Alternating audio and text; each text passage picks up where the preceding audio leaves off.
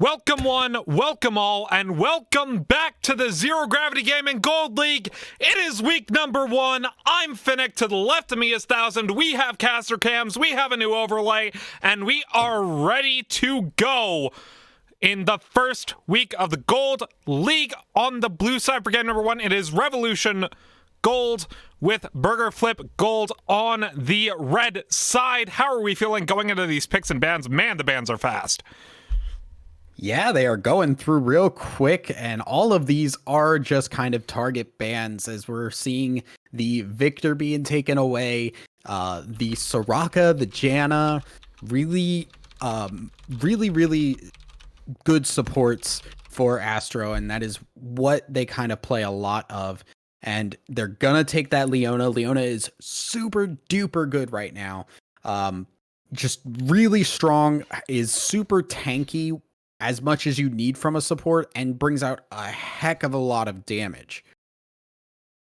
Indeed it does. We have the Shen currently being hovered in the top lane for Burger Flip Gold, and that will be picked up.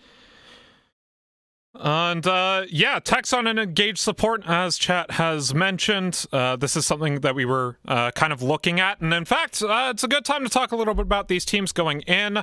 Revolution is made up majority of people who played in the IBS League last season. Oh, the Samira pickup. Hello. Samira, I'm hyped for that. But first, Revolution, Tex, Angel, and Doc were all members of the Revolution IBS squad. Now they're here playing in the Gold League. I'm excited to see how they'll do. Burger Flipped, players to look out for. I mean, we kind of talked about we kind of talked about the Samira pickup, but also Jungle Isn't Ruined, previously known as Athena, definitely a player that we've seen in the past do great things, and at least according to solo queue, seems to be going more towards those kind of tank style junglers. I believe you mentioned there was a Rammus potentially we might see today. Yeah. But back into the draft. Narrative points aside, this draft is going by very quickly. I like the Samira pickup. It scales very well late. We have the Jarvan and the MF coming in from Revolution if the MF gets locked in, which it is. This is a classic combo, Leo, Jarvan, MF. I expect to see an Ornn. Thoughts? yeah, I mean, Ornn would be kind of the pickup. I don't know if we'll see that. We have not seen Ornn in the play history, but yeah, the MF, I'm actually kind of surprised they stuck with it, because I feel like picking MF into Samira is a bit rough, especially when you have that Shen and you have the long range charm in the Seraphine to interrupt that. Like, there is a lot of setup that can be just completely stopped by the champions that are being selected for Burger Flip here. Yeah, there is the Ornn ban too as well, so not going to see that coming. I mean, it's to be expected, right? When you see these three champions, you expect to see Ornn or some other kind of like wombo combo come in as we continue in with the draft here. Sejuani currently being hovered, and that will be the pick here for Athena in the jungle, as Orianna is the hover and the lock in for Revolution. Yeah, and the Orianna, so yeah, just super duper wombo combo type of pick for Revolution Esports, and there is kind of the first kind of pivot we've seen a little bit, getting the Aatrox so that they have some kind of just guaranteed winning lane. The Leona Misfortune is going to be good if they can get those engages off. Like, Seraphine will pop like a balloon if you get onto her, but Seraphine can also stay really far back, poke safely. Unless ganks are coming there, you're not going to be able to like consistently get something happen unless it's kind of a misplay in some way, shape, or form. So I like that they're picking a lane that is like, okay, no matter what, this lane should absolutely win. Yeah, and kind of talking about this style, I think before the game started, we were saying that the mid laner for the mid laner for Revolution, which is Angel, likes playing these kind of more passive, more scaling picks in the mid lane. We see that in the Orianna. And we also said Protz, who is a new addition to the Burger Flip Gold squad, I believe joined within the last week or so, likes playing these aggressive styles of mid laners. Diana, very aggressive, can make some very good roams early if given the space to do so. But at the same time, in the jungle matchup, we have a very high-tempo jungler in this Jarvan coming out from the dock, 1992, where the Sejuani, not necessarily non-aggressive, but definitely not as aggressive as the Jarvan. I think these are two matchups we definitely have to watch, as they kind of are flip styles from both of the teams. Yeah, I mean, Burger Flip, they generally are going to go for that more kind of just kind of tanky jungle. Like the Sejuani is exactly what we would expect there. The Jarvan, while it's aggressive, it's not the same type that we generally would see just when you're looking at the Docks champion pool, because that's generally when you see like the Evelyn, or you see the Fiddlesticks, or, you know, some Lee Sin, some other kind of like squishy champion. So getting the Jarvan is a little bit more utility than you're used to seeing from that. And I kind of like that they're not getting so like hooked into, we need to get this squishy carry jungler. Yeah, I definitely like to see that. I think there probably is a little bit of a weak point on the Revolution draft, though, and that you said, right?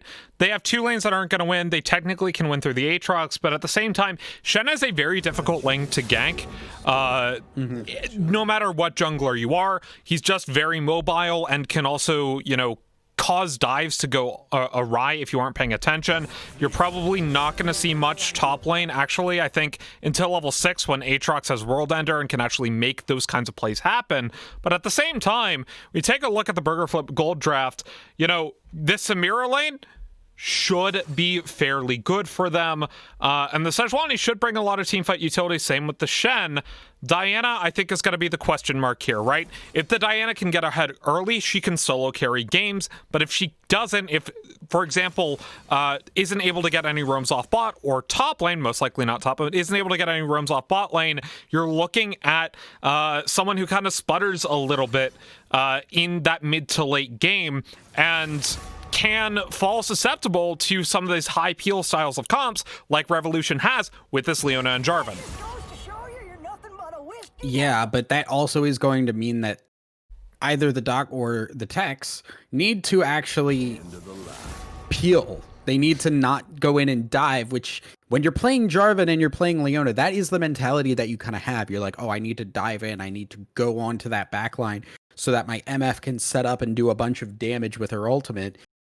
If they're not paying attention to that, that is when the Diana can actually slip through and get the ultimate onto the Misfortune, interrupt that ulti, and completely turn this fight around. So they have to be really careful about how they actually utilize the CC in their kits, or they're going to leave Aardvarks out to just be completely obliterated by the Samira and Diana, who can have the Shen ultimate to allow them to dive in.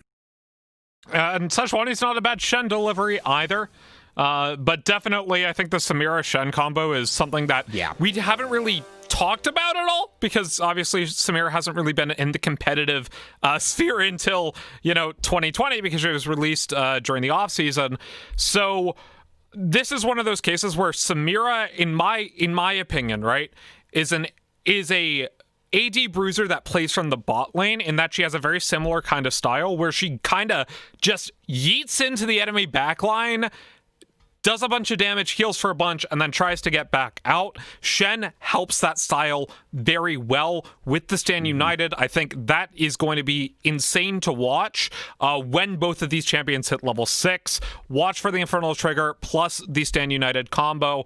That said, as we are about to get into the spectator delay here, which draft do you favor and why? From just an ease of kind of like use standpoint, I do prefer Revolution's draft, because it's just very common, standard. Like, this is kind of your main easy to use composition in League of Legends. You have the Wombo combo, the Orianna, the Jarvan, the Leona. Any one of them can really start things off, and then everybody else follows up. So it's not relying on one type of combo to really make things work. But like when you do look at Burger Flip, they can do some of the same thing, but it really relies on a lot of coordination.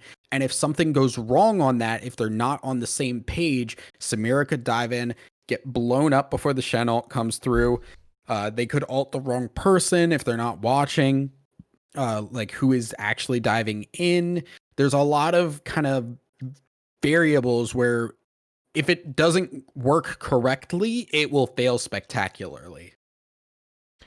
I think I'm with you as far as ease of execution goes, but I think generally I favor the draft that has the better late game, the lower you go down. And I believe that the Samira will outscale the Misfortune when it comes to that point, assuming that they are even or better going into that 25-minute mark. And that's kind of like my thought here. Like the team fight combo is great from Revolution, but in my mind, right, MF kind of falls off late. Yes, she builds crit. Yes, she has the ability to kind of scale late. But when you think about your big damage dealers in that late game, Misfortune's not on the table. She's probably like tier 2.5, not even when it comes to that late game damage, whereas Samira is like tier 1.5 almost in that regard. That's where I'm coming from here. I think that's why I favor the Burger Flip draft overall, despite being ostensibly the harder draft to execute. But go ahead. I mean, it really depends on the build that we see from the MF. If it's going to be the Eclipse build, I do agree with you that he's going to really hurt them in terms of late game damage. But if you're looking at like the Gale Force possibility, which I mean, Gale Force did get nerfed pretty good, but that is a little bit more of a DPS type of build. So I want to hold off to see some items before I make a call on that. Perhaps. We could also see, based on the runes choices, obviously, because MF, most likely not going to go Dark Harvest, but, you know, Dark Harvest means lethality on AD carries. It's not what rune MF takes. Don't ever take that, even if you're going lethality MF. It's just bad. But, same time, you know, never known. We expect to see the Conqueror on the Aatrox. We expect to see the Grasp on the Shen. We expect to see Aftershock on the Sejuani. Jarvan, do we think it's going to be Conqueror, or do we think it's going to be something else? I would assume Conqueror. There's not a whole lot of other options for Jarvan to really go. I mean, like, potentially you see something else. I don't know. I'm just throwing out the question. We're stalling for time. Spectator delay is hard. We kind of didn't follow our usual normal procedure with the spectators, but or with like how we actually break down things normally. Trying something new today, right? But we are getting into the game right now, loading in, and Shen's actually going for the Aftershock with Diana on the Electrocute, Samira with the Conqueror, Seraphine with the Summon Aerie, Jarvan on the Conqueror as we expected, as is the Aatrox. Orianna going to be placing the Phase Rush. It will be Hail of Blades on the MF, more alluding to that kind of attack speed style, and Leona with the Aftershock. I'm interested in this Shen Aftershock pickup. It's not something I associate with that champion at all. Yeah, generally not. Aftershock is like a support Shen kind of thing that you usually go. However, this does mean that like TFT Pike is going to have to play like super passive, because any trades, you're not even going to get the bonus of the Grasp proc to increase your health or heal. It is all about just getting that taunt off and being that super big tank that takes no damage in a fight. I personally don't think it's the correct call. I think you really make a lot of great use of the Grasp, but that is going to be what it is. I'm interested in this Hail of Blades because I haven't seen Hail of Blades Misfortune come through at all, really. And that signals to me that not only is it going to be a little bit more auto attack focused, but you're also looking at a really, really potent early game with that extra attack speed to follow with this Leona and try and blow up this Seraphine. Yeah, and I think this is one of those picks where I think she's decent as a support. But you're right. She's super squishy. She doesn't really have a lot of self-save like Samira does. Can be very difficult to deal with Leona. We are stuck at 90% in the loading screen. Welcome to Amateur. But at the same time, maybe we can talk a little bit about that particular matchup and how we think it's going to play out. You said, there's going to be this early aggression potentially from MF and Leona. How do we think the Samira and Seraphine are going to adjust? Or how do we think they're going to play that matchup if there is that aggression? The biggest thing is just going to be that level 1 pressure. Leona can't do really much of anything level 1 unless it is a champion that can follow up the Zenith Blade coming through, and Misfortune is not that champion.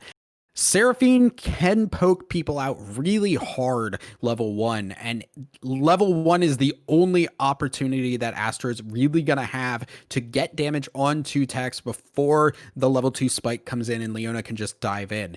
If not enough damage is done, that means that Tex can play super aggro and at the very least zone off Astro and force Redbeard to play super far back because of the engage potential.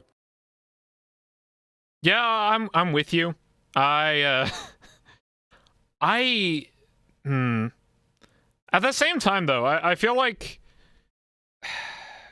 that's going to be a more explosive matchup than we initially give it credit for in draft.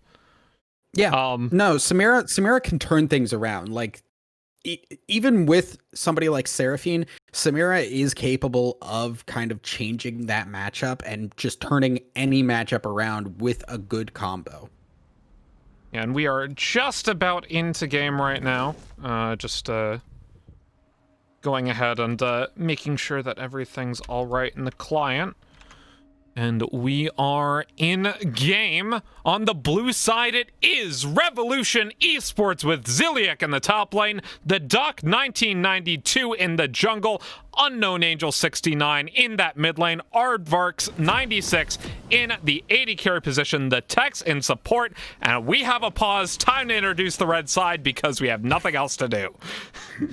And on the red side, we do have Burger Flip Gaming. We have TFT Pike in the top lane. Jungle is Ruined in the jungle. Prots in mid lane. Redbeard on 80 carry and Astro on support. Yeah, and perfect time to show some new things about our overlay. Check this out, chat. Ooh, where did the scoreboard go? Ooh. It's Burger Flip Gold. Burger Flip Gold. My is what we got. That's what we were given. That's my fault. That's my fault. I apologize. I am still learning. I have been casting in a lot of different areas, and there are so many team names for me to memorize. Excuse me, Miss asks the Focus Championship, or not Focus, Risen Championships League. And while I am here casting gold, as I do, I don't know why you're here. You should move beyond me. I'm here because I care about you, Finnick. I'm here for you. I'm here to get you through these awful pauses that we always end up being stuck in. Welcome to NA Amateur. Zero Gravity Pause League. Without a pause. This is like, yeah, I can't even see the chat right now, too. So I don't know what's going on. I'm streaming. I got you. Chat, if you have anything you want to say, go for it. I will send it over. First thing I see is I blame Finnick. Wait, hold on. I thought this whole operation was your idea.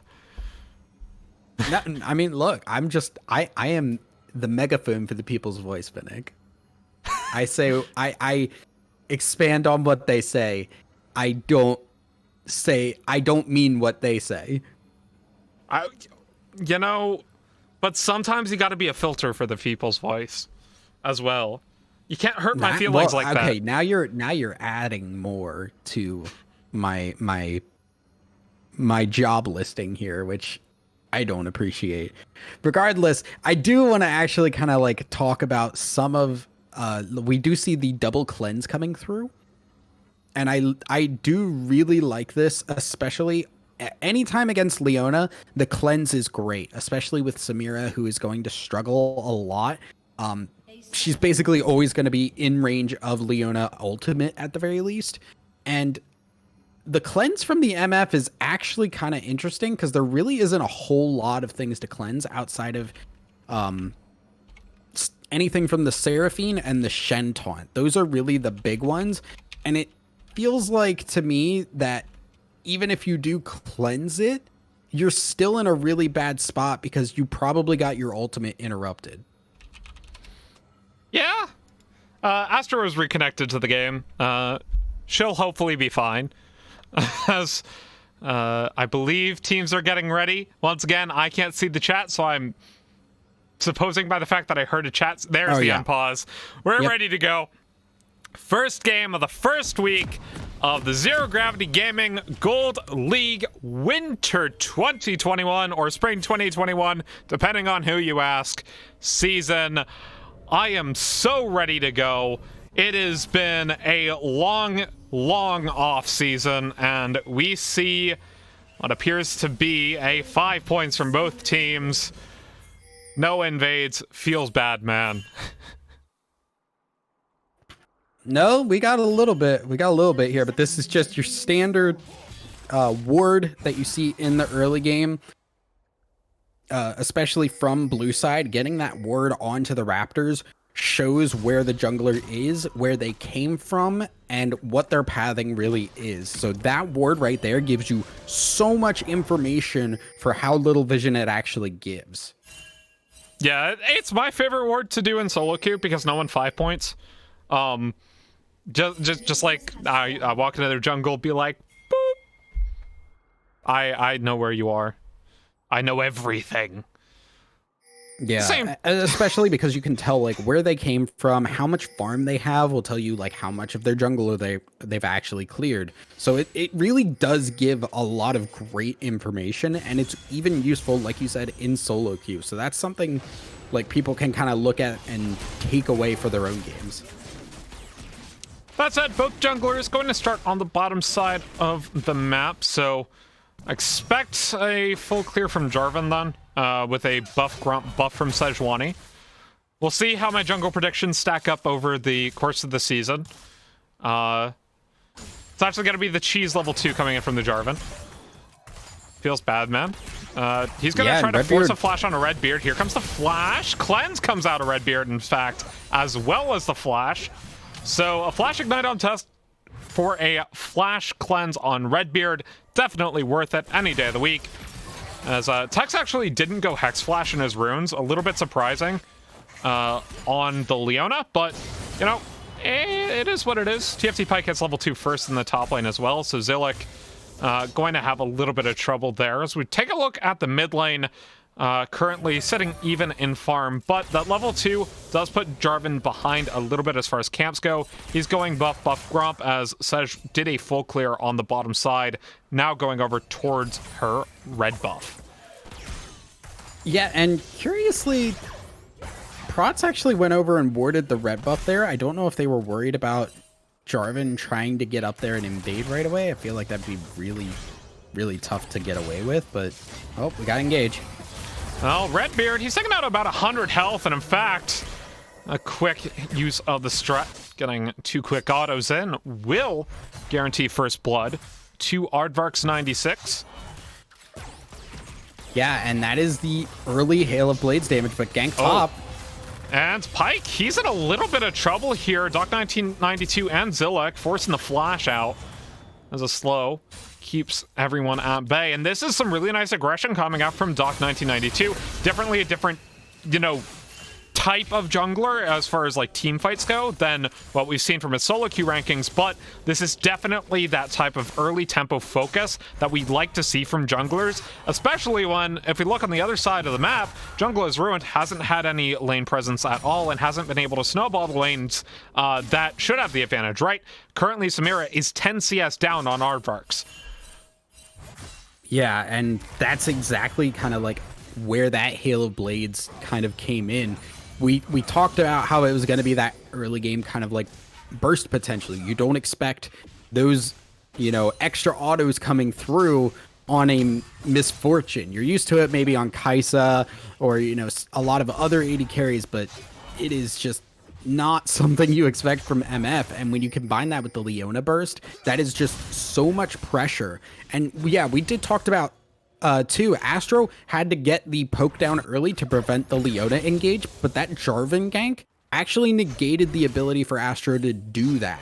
So that gank actually provided a lot of extra pressure that Tex was able to use to basically force this lane into a win for Aardvarks and Tex. Regardless, though, it's still only about a 300 gold lead, as there has been a gold lead gained in the jungle for the Sejuani due to the lane presence from the Jarvan, but, you know, that doesn't show the entirety of the story, right? First Blood gold definitely very instrumental in the bot lane, up about 600 gold on the Samira right now, actually, as Leona's 200 up on the Seraphine, so feels nice and maintaining this 10 CS lead as we head into the latter stages of the laning phase. Dragon has spawned. It is the Cloud Drake. As TFT Pike. Yes. Ooh. Flash forward into the Infernal Chains, but directed camera wants to show a spot because TFT Pike got his way out. Yeah, that's actually not a great flash there. A bit over aggressive from Zillick there. But now Jarvan is back on this bot side, and the flash is still not up. Oh, Redbeard, he's got a dash, so he'll be fine. The Root lands from Seraphine onto the dock 1992, so he's going to go back. Probably take the Scuttlecrab when it spawns in a couple of seconds and move towards getting priority and taking that first dragon of the game. Yeah, and if you are a support player with the Samira, and especially for the Enchanter type of supports, you want to kind of stay back a little bit to allow Samira that opportunity to dash away like that. You want to be able to facilitate what Samira's goal is, and right now it is don't get dove by this Leona and Jarvan, so stay back, allow for the targeted dash to come through on the Seraphine, and keep yourself alive. First dragon of the game did go over to Revolution Esports in the meantime. Second Drake will be the Infernal. So either a mountain or an ocean soul this game. Which team wants which soul? Give me the deets. Give me the deets. Let's see. You said it was mountain or ocean. I mean, mountain would be nice on to Burger Flip there. I feel like mountain would probably be best for both of these teams, honestly. Understandable. Have a nice day. Regardless, though, gold lead now up to about 600, 700 for Revolution Esports. Off of that dragon, and this continued CS lead in the bot lane is still at 10 CS, but being able to hold that is really, really, really important right now as the MF, as we see the flash engage into the Zenith Blade, flash force out of Red Bear as the Tex moves back. Red Beard, excuse me. Or is it Red Bear DD? Twice now. Red Bear D. Red Bear DD, maybe. Jarvan's here. Flash out of Samira, but he's able to get the dash out, flash forward in. Ooh. They're able to get the wind wall down, and here comes Jungle is Ruined. Pops the ultimate, but they get the cleanse out of the Misfortune as the TV comes in from Zilliek. He has the World Ender available, not going to use this. The Infernal Chains as a swing and a miss, gets the taunt down as Pike, he's in, he finds Zilliek, and now here comes the dive to the back line. They got the three-man knockup, but no one has died quite yet, and now Astro gets the kill onto the Dock 1992 as the Tex is down to 100 health. A dive turned and then turned and then turned again. Burger Flip Gold put themselves on the board and even up the gold lead. A good TP from Zilliek to get in there, but yeah, the Doc going super deep in there, and it was a great knockup, but there's no Jarvan ultimate, there's no ultimate on the Misfortune, and because of the level difference there, that is just a huge problem. They weren't able to finish off those kills, and he just tanked a little bit too much of the tower. Did go down, and I did also want to kind of point out that every time the Tex has been like has had the summoners available, it has just been flash stun onto the Samira and force the summoners out. They're forcing the Samira to play super passively, and that's never how you want to play Samira. That is a way to lose on Samira. That said, we are 9 minutes into the game, and we are dead even as far as gold is concerned.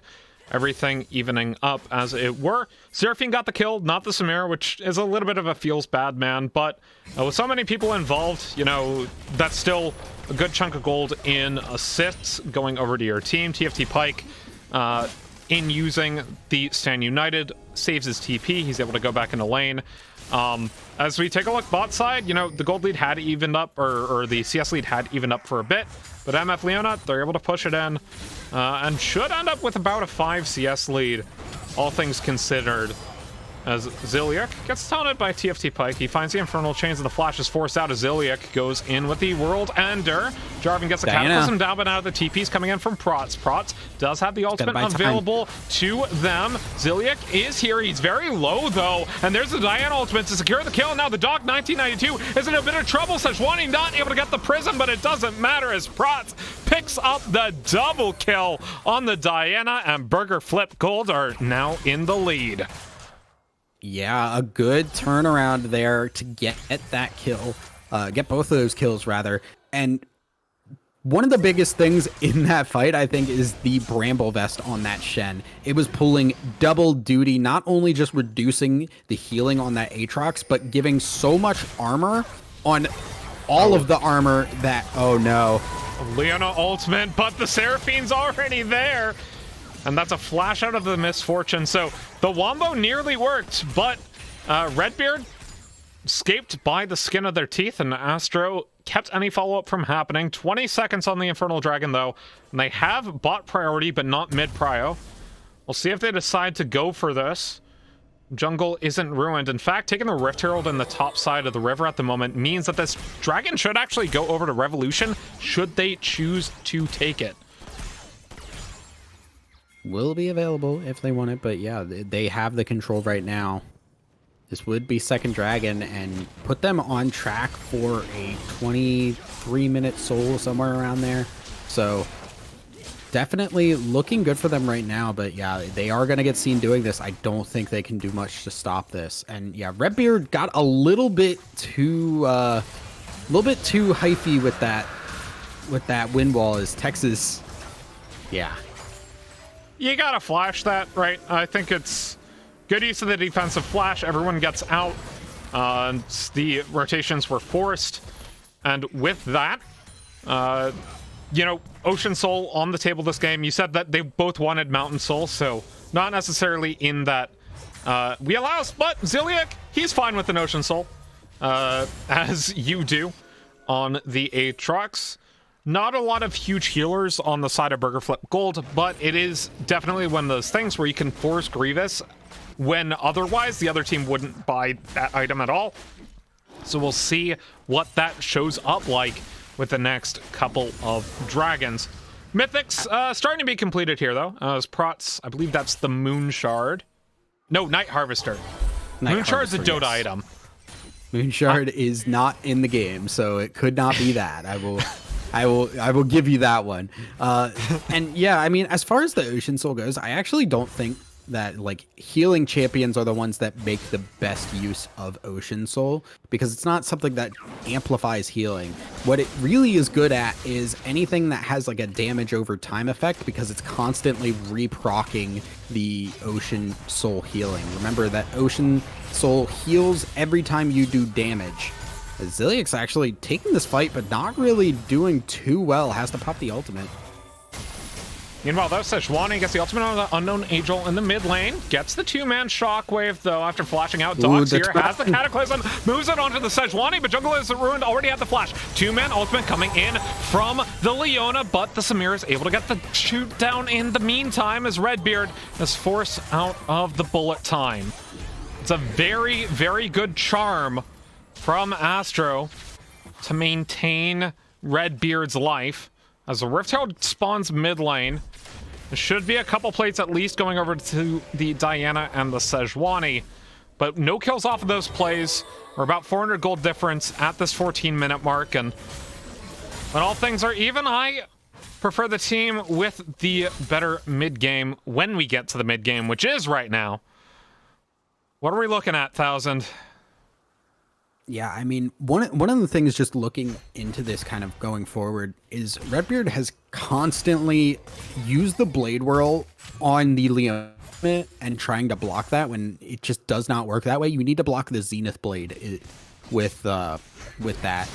The taunt will come through Zillick. He needs to be a little bit more careful about that.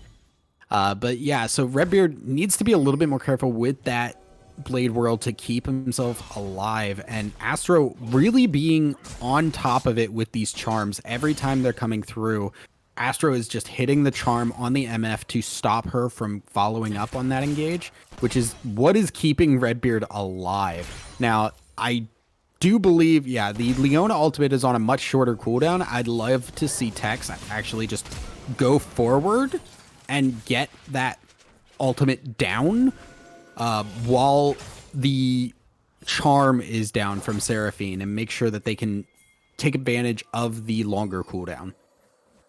As we take a look bot lane, though, Doc got his Flash Force out of him. Astro's going to face check the bush, gets rooted up, but here comes the Sejuani, not able to get the ultimate. Now the bullet time gets Astro to force the flash, but they don't actually get anything. And now here comes Prof with the ultimate onto multiple people. That's a double kill for the Samira as the Orianna finds a multi-man shockwave. Redbeard's able to get the Infernal Trigger down, and it is a 3-4-0 in favor of Burger Flip Gold. What a way to end that scenario. It looked like the Seraphine was dead, but she just did not die.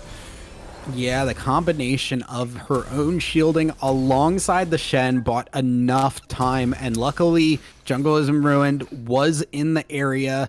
Prots also came down, made that a huge fight for Burger Flip, and I am just really impressed they were able to turn that so quickly and protect that Seraphine with like the Shen ult was like ready right away. It was just not even like oh god, where are you, I need to hit you and all that stuff. Like it was right there and ready, and I don't think they were expecting the Sejuani and Diana to be so close by. Yeah, Mythics though, they're coming in at the moment. It appears to be the Sunfire Aegis for both the junglers, as it should be Sunfire Aegis onto TFT Pike as well.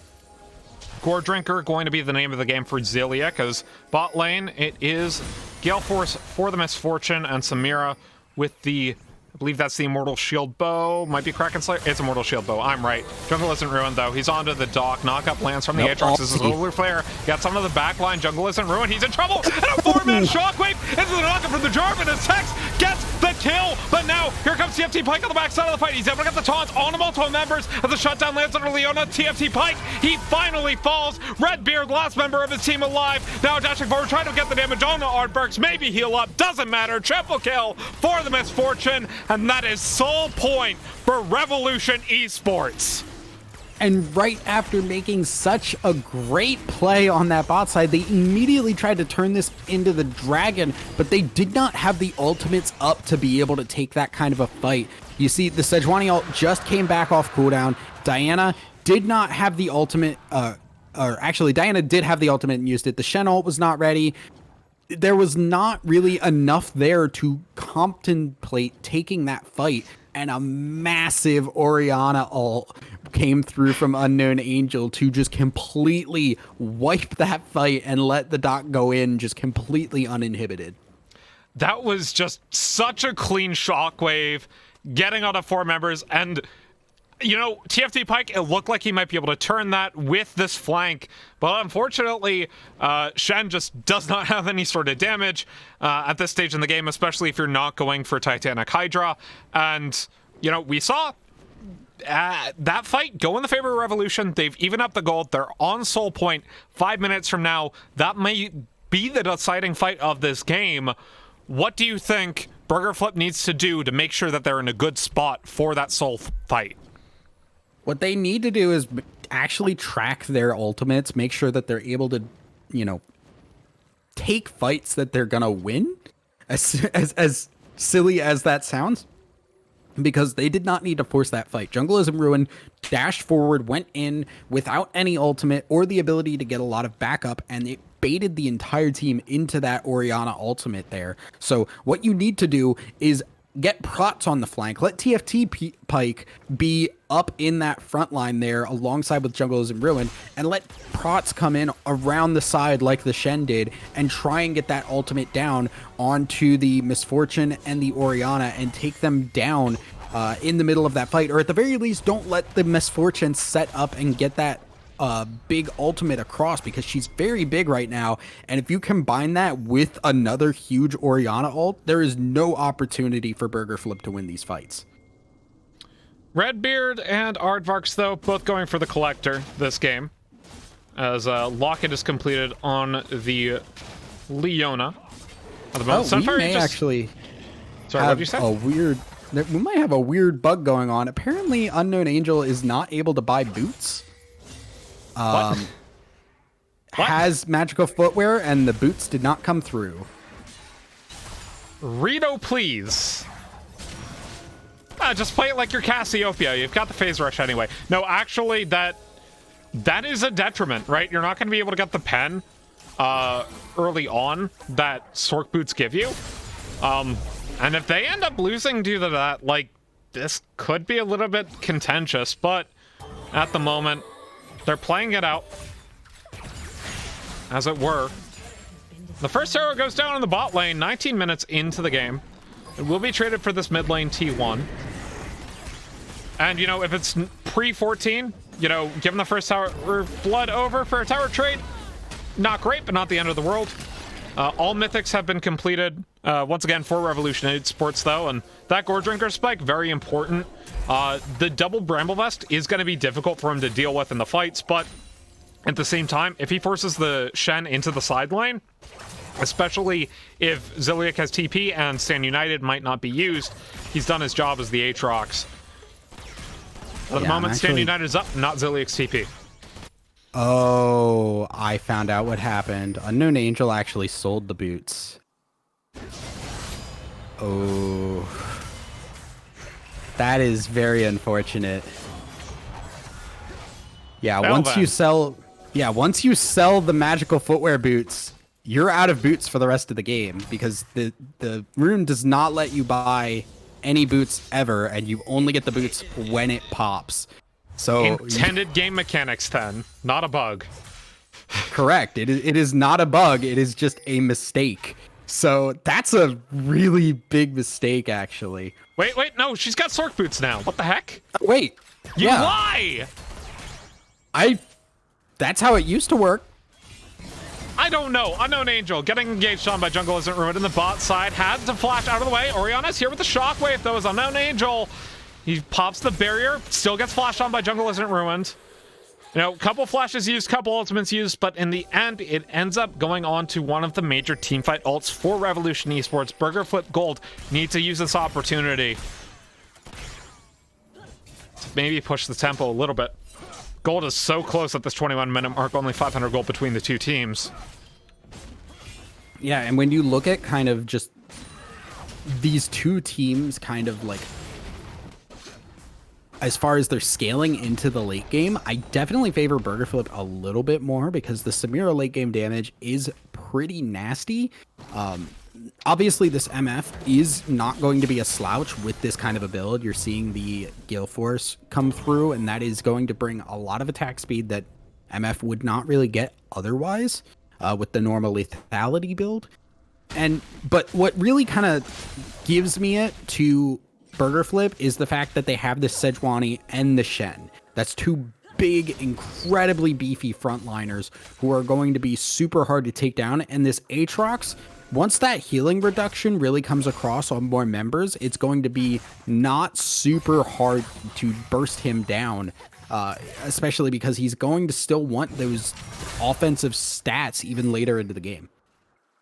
Ocean Soul, though, it's on the table in 38 seconds. As we take stock of ultimates, every single one is available. TPs are available from everyone who has them. Summoners missing from Unknown Angel and the flash of Jungle Isn't Ruined, but that's it. If there is a team fight to take for Burger Flip, this is the one. Revolution Esports have to be careful. Honestly, if I were them, I would seed the Dragon potentially. Doc, though, he spots out the Sejuani, but it's too late. Already charmed off, and here comes the Solar Flare into the ball time, and another ultimate comes in from the Orianna, but Prats is already here in the back of the fight as the TB comes in from Ziliak. Right now, it is just 1 for 0 as the Jarvan's gone down. Make that 2 as Unknown Angel's down. TFT Pike, he's in with Jungle isn't ruined, and Tex falls as well. Aardvark's 96, he tried to get the ultimate off, he tried to get the damage, but it's too little too late. Revolution take a fight they shouldn't have and lose out on the soul. First Dragon of the game to Burger Flip Gold. A very, very costly mistake there, and that might actually cost them Baron as well. That was just not a good fight to take. The engage was entirely onto the Shen and the Sejuani. They completely just threw everything into the wall, and they did not have, you know, any damage to follow it up. Samira showed up very late into that fight, but that was exactly how they needed it to be, because that meant that Samira was not getting hit by any of the Jarvan or the Leona or anything like that. So a very, very good fight, even if it might not have been initially what they expected from Burger Flip. Yeah, and Prats now with the Zhonya's Hourglass completion, now going into the Lich Bane. We take a look at individual gold, setting at almost a 3,000 gold lead over the Orianna. As Pike gets a taunt onto the Dog 1992. Tex is on the side, though. As Conqueror not really doing too much. Pike now getting the taunt. Infernal Chains has been popped. Ziliak gonna go ahead and pop the World Ender as the Sejuani. He's able to get the Firm Frost stack. But here comes another wombo combo in from Revolution. They're able to get 2. And now Seraphine, they get the charm down, but it's a little bit too little too late. The knock up into the bullet time as Seraphine takes a blast cone, leaving Redbeard potentially to die. But Redbeard is still out of there, and that is Baron for Revolution Esports. Man, this is a fighting game. Yeah, and that's a big problem for Burger Flip, because they get these wins and then they take fights up again when their ultimates are not ready. The Shen ultimate is a long cooldown. The Sejuani ultimate is not always available, and Redbeard needs to be kind of careful here. Yeah, will dash away. I don't think they're going to be able to do anything about this Baron going through. The Orianna is absolutely terrifying at this point. Yeah, that Luden's Tempest really nice. Yeah, good job from the Doc to secure that. HP. Yeah, good job from the Doc to secure that one, as the recalls are taken from all 5 members. So Revolution Esports with the Baron for the next 2 minutes and 45 seconds. They have a collector now onto the MF. Samira at the same itemization point. What do they do next? I mean, if I'm Burger Flip, it's just watch your cooldowns, man. Like, your cooldowns are longer. You can't take these constant fights. But if I am on Revolution right now, I am putting my foot down. It is gas all the way. You've got this Baron. You've got the opportunity to win these fights. Oh. Jungle in ruin, forcing the cleanse out of Aardvark here. Solar Flare hits on a 3 in the backline, but no stuns. As Prats, he goes back in. Diana gets the ultimate down, and it's the Shockwave, lands on a 2, but the MF's already dead. And now Pike, he's TPing in with the ultimate Tex, taken out by the Infernal Trigger as the double kill goes over to Prats. It's a 3-4-0, and once again, Burger Flip come out on top of a fight. It's like they trade wins, but Ziliak and Unknown Angel still have the Baron for another minute 42.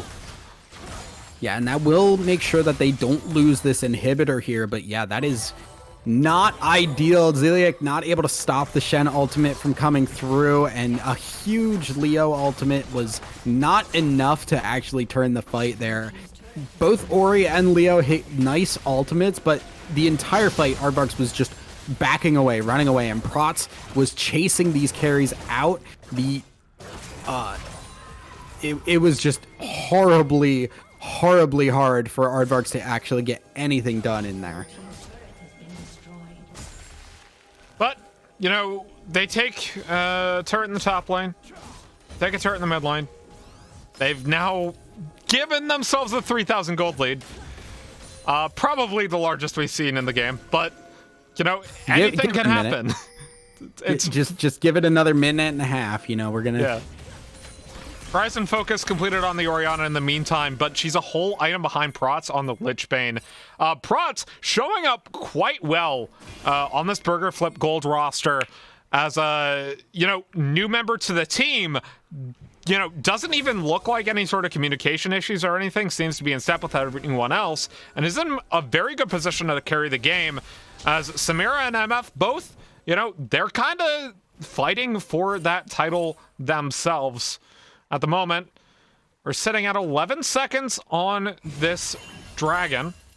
TFT Pike will have to stand united in time for the fight. All other ultimates available, and Ziliak has TP. Now, that's really huge because we've seen every time Burger Flip loses these fights, it's because they engage without their ultimates. So if they have those ultimates up, and you can see TFT Pike able to fight this Aatrox now, able to keep the tower alive. Ziliak not really in a good spot. Can't really accomplish a whole lot because the Shen is just not afraid anymore. I'm not afraid to take a stand.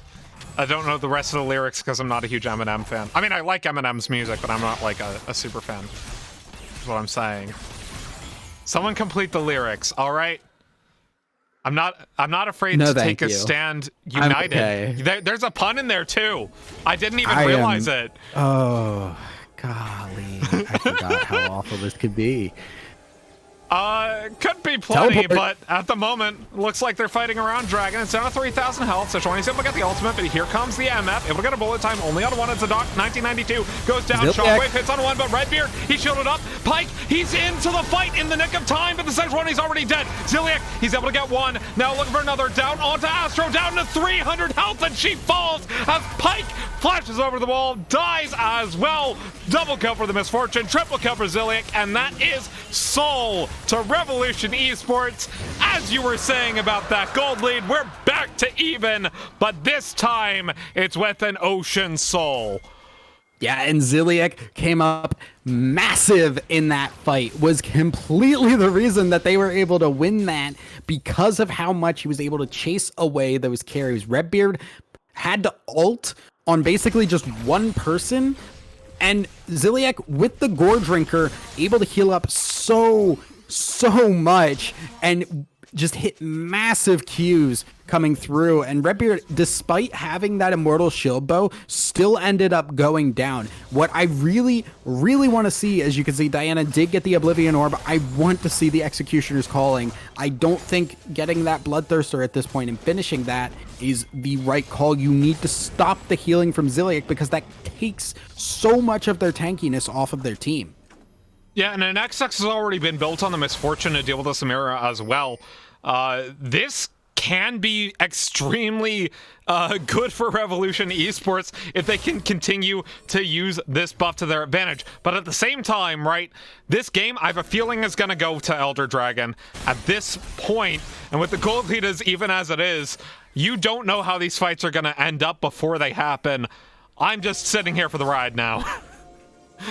Yeah, we are coming up on Baron, so both teams trying to get control of that area. And right now, because of the tempo advantage, we're going to see Revolution be able to shove up and get control of the river right now.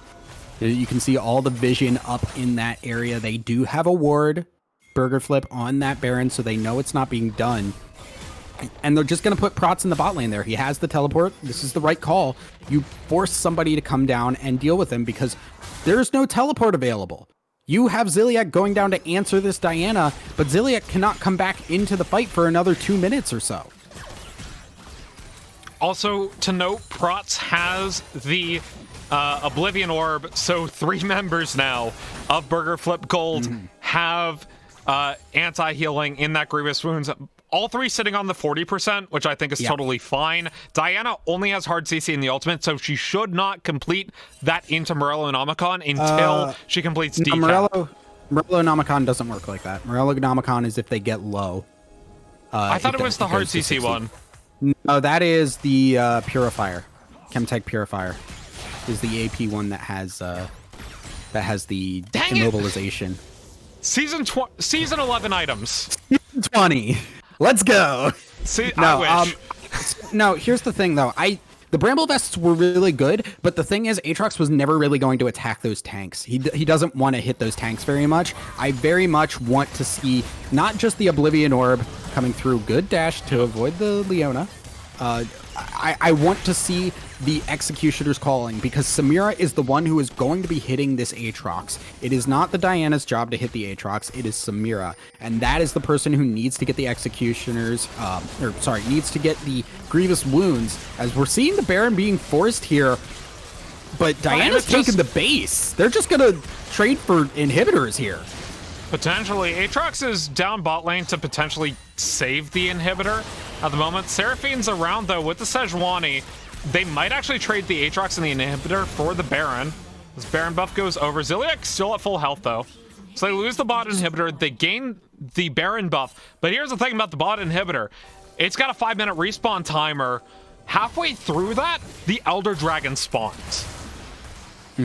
Yeah, this is really, really good for Burger Flip. I don't think it's a terrible trade for Revolution, but really the biggest thing, yeah, you said, is that bot lane just constantly pushing in while that Elder Dragon is spawning. It's going to give them the opportunity to really control the river like we saw Revolution do up on the Baron. So this is a huge, huge win for Burger Flip to really allow them to contest these objectives, and it's being done without blowing anything. Most importantly, they still have those longer cooldown ultimates to fight in these fights. So Prots completed the Morelos, which I think is fine. I didn't realize it wasn't the one tied to CC. Because it's now 60% Grievous Wounds conditionally, which is really nice for the Aatrox. Well, but it's on 50% health, it is increased to 60. Yeah. But at the same time, this isn't going to be the decap 6th item. Something that builds out of Amplifying Tome, maybe going for Pen. But we'll just have to see. At the moment, though, Zilliak pushing in the top wave. Thundered up by TFT Pike, but he's got a 3-level advantage. And TFT Pike, still level 2 ultimate, not level 3. So the cooldown is still on the higher side, but it will come down in a level. Push on the bot side, though. Coming out very smart from Revolution Esports with the 1-4 setup as Aatrox rotates mid. So they're going to take all the T2 towers on this push at the very least. They have a minute left on Baron, 30 seconds for the Elder. And they're pushing all the way to this base tower. Diana, engage this. Jungle Isn't Ruined is here. Gets the ultimate down onto the dog. 1992, but not onto the MF. Tex goes down super low, but is able to stay alive as the Oriana finds a shockwave on a Noah, not an Angel though. Still able to get the kill on a Prots as Redbeard picks up the dock. Zilliak has popped the World Ender, not going to flash forward. Gets a 3-man knockup now into the Infernal Chains. Gets it down onto Pike, but Pike's able to get the taunt down. It's a 1-for-1 jungler for mid laner as the Elder Dragon has spawned. And using this Baron buff, they're all the way at the enemy inhib tower. So they have lane priority despite missing the inhib. And they will keep it for now. This is with the jungler down, so going for this dragon is gonna be very risky, because if they are not able to keep Jungler's Ruined out of that pit, they're going to lose it more than likely. And I really question, I'm very surprised it went to a 1-for-1 trade, because Diana went in and just did not hit crucial targets. Oh, Solar Flare into the damage from the MF. Redbeard, though, he's over, but the nice Zenith Blade to keep the MF alive, and now the Samira is dead. Jungle Isn't Ruined now, down to about 30% less than that for the health. But with the Samira out, they can't take a team fight. And the Jarvan's back up. This should be Elder going over to Revolution Esports. Oh, but the TP's coming in from TFT Pike.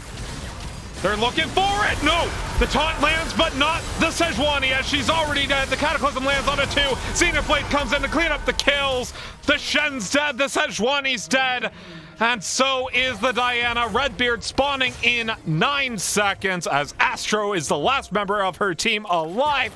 This should be as good as game for Revolution Esports. They just need to break the base. Yeah, and coming through here now, it is just going to be up for Redbeard and Astro to try and keep this going. There needs to be a massive, massive turnaround here to try and win this, but they're going to push for the end here. Oh, they're already on to First of the T4s. That should fall. Astro's around. 13 seconds on Prots, 2 seconds on Jugglers and Runes. So Mira is here. They're going for the end here. They try to find the charm. It's on to 2. The Dog 1992, though, he finds the way and the space for Aardvark to hit the Nexus. And game number 1 of this best of 3 goes to Revolution Esports. Yeah, so a really back and forth game there, but a lot of just late game macro decisions not working out, as well as just forcing fights in situations where Burger Flip did not need to take those fights. It was just a really I don't want to say that they threw it because they had it, but they also just did not really kind of close things out as they needed to. They didn't really grasp what their comp was supposed to do. They didn't understand that they needed their ultimates up to try and fight, and that's what bit them once they got into those late game fights. And this all started with Dragon Control coming in from Revolution Esports, right? I don't think that game went nearly as well as it did. If the MF and Leona didn't get wave priority, if the Jarvan didn't get these first 2 Drakes uncontested, that is really big for Revolution. And to just keep on going, only giving up 1 Drake, not giving up any Barons. This is a squad made up of 3 people who were in the IBS League last season. This is insane and a great first showing from them. That's just the first game. I want to see the rest of the series. It's hype as all heck.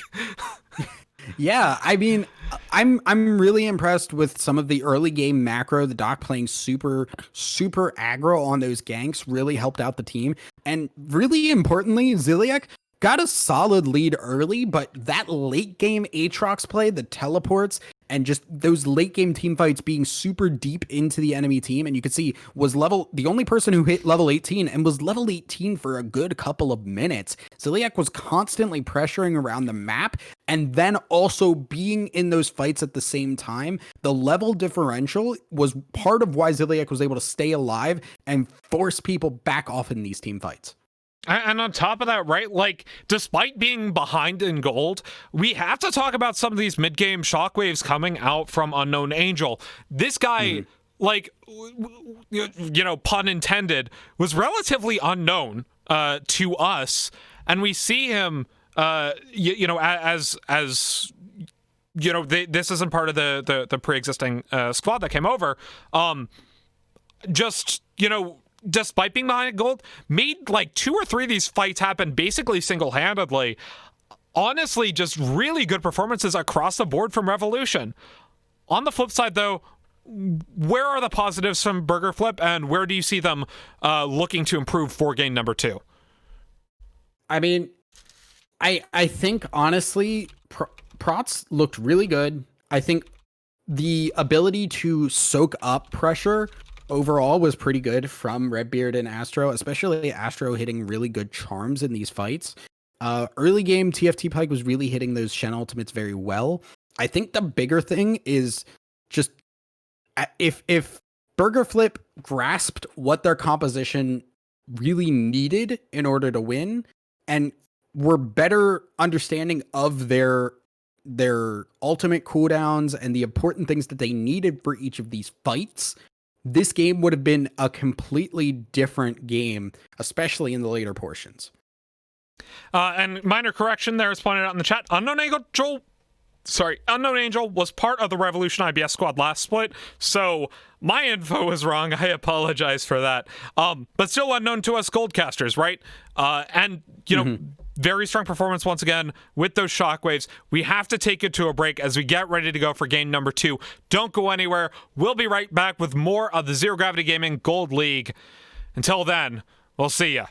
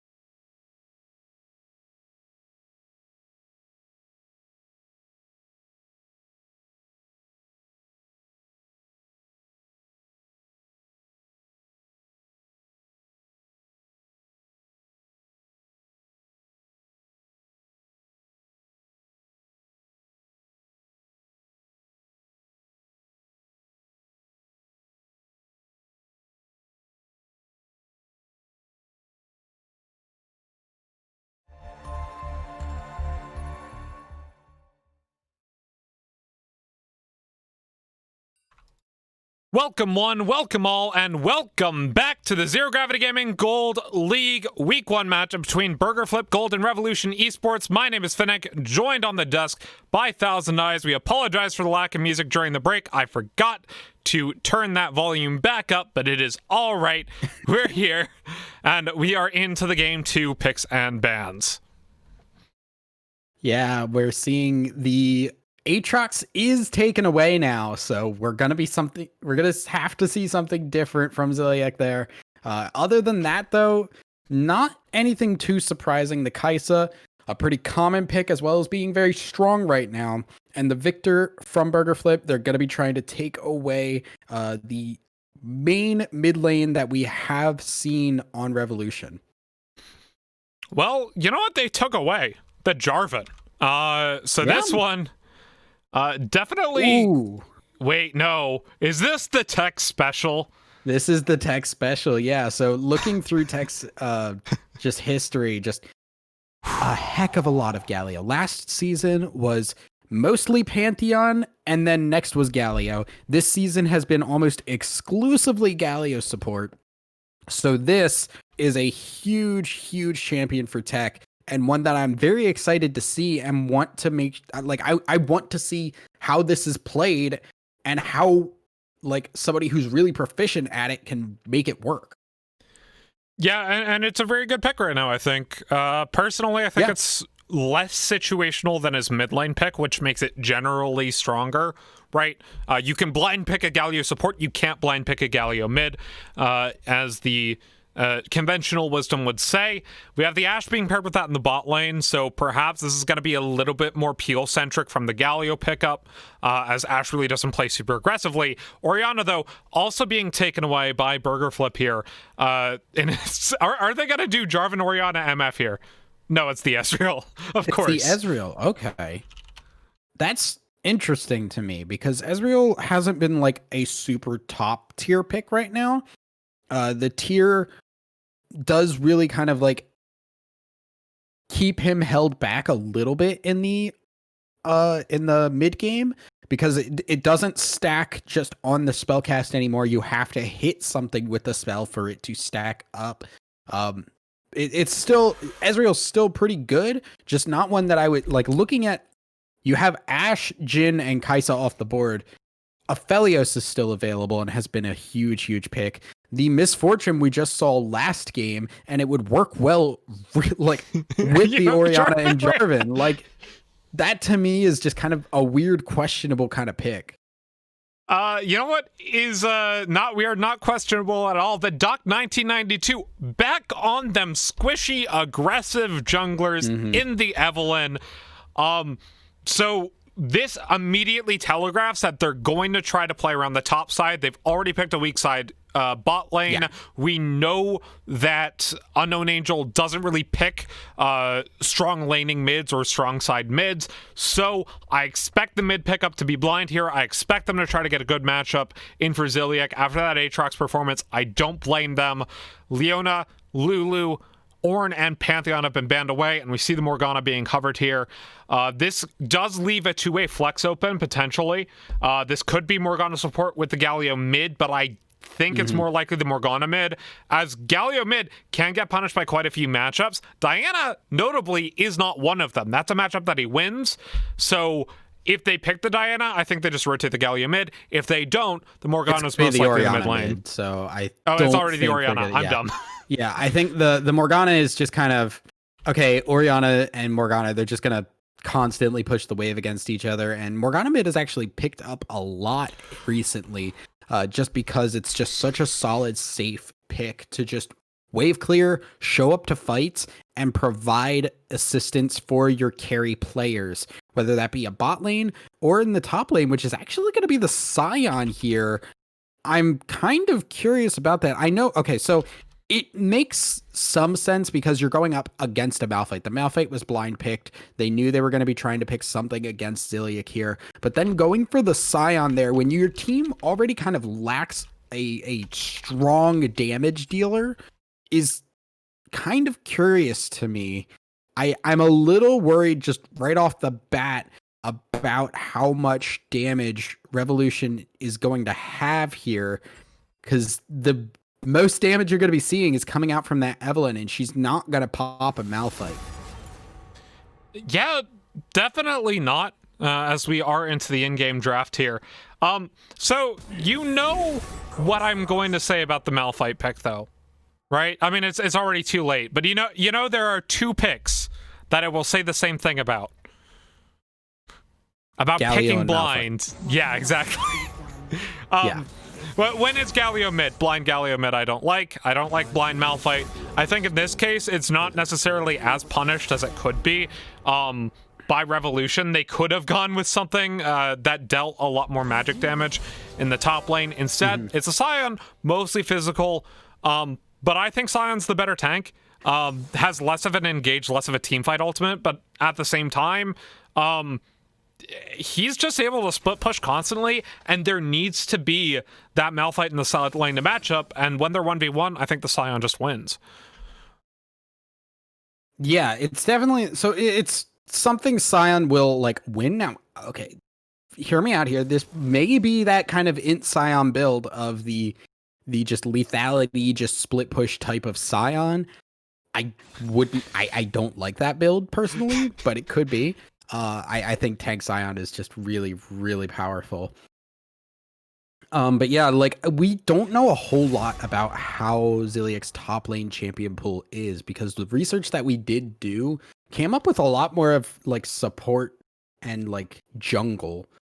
So it's Ziliek's a little bit of a wild card and hard to kind of nail down, but after the first performance, I'm really surprised they didn't try and go for another really strong top lane carry, especially after that early Ashe Galio pick that was just like, hey, we're gonna play soft on the bot side.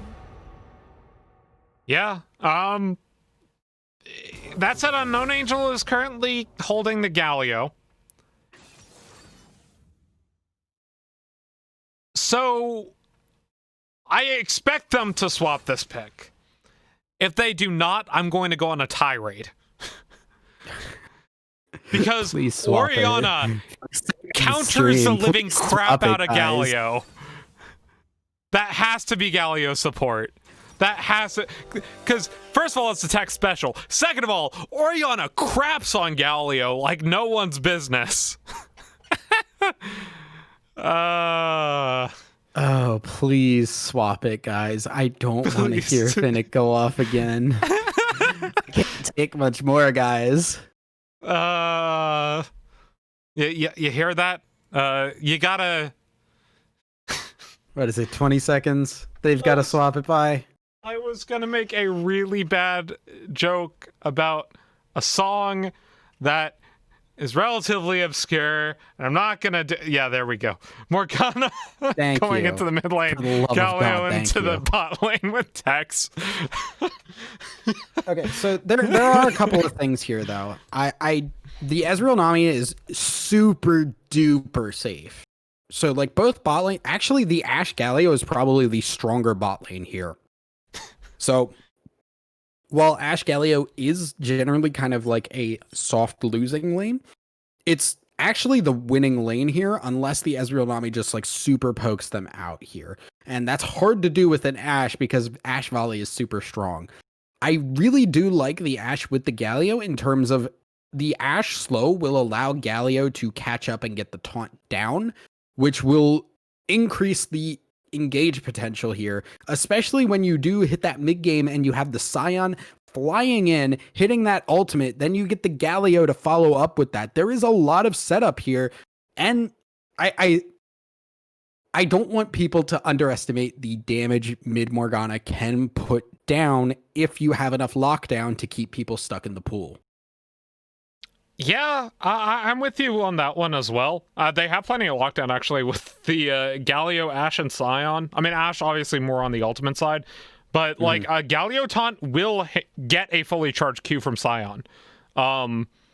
So assuming they like and a fully charged Q from Scion gets a fully charged Q from Galio, there is just so much time where these big AoE crowd control abilities are up and can be used that you kind of have to play around it if you're Burger Flip Gold. Meanwhile, when we talk about AoE crowd control, we have Malphite, we have Orianna, we have a combo as old as time, adding the Jarvan to that as well. It's the ball delivery service every time of the week, right? You go ahead and say, command protect my Malphite. My Malphite goes in with unstoppable force. I hit the R button, and they are in a myriad of CC for about 5 seconds. So, yeah. Yeah, that'll be fun. The Ezreal late game is still going to do a lot of damage, and Nami really works well with this. Just the combo with the wave alongside of it. There's a lot of AoE CC, and Morgana doesn't do a whole lot when you're talking about AoE CC. She can protect one person. So I think, honestly, and that Black Shield's going to get broken as well, just by the Malphite ult, Nami ult.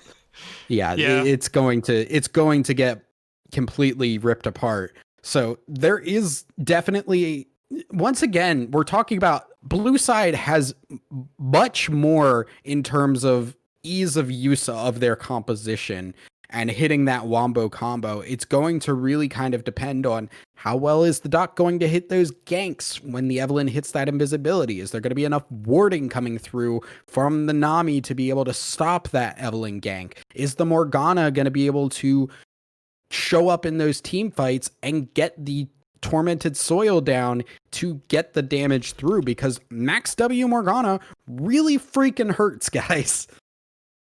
Yeah, definitely does.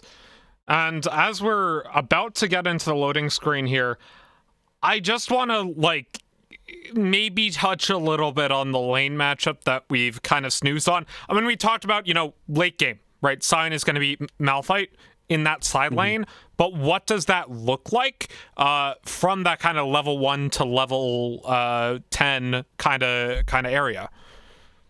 Yeah, so it's a little bit tougher for Sion. The biggest thing is going to be watching for those Qs and hitting the shield.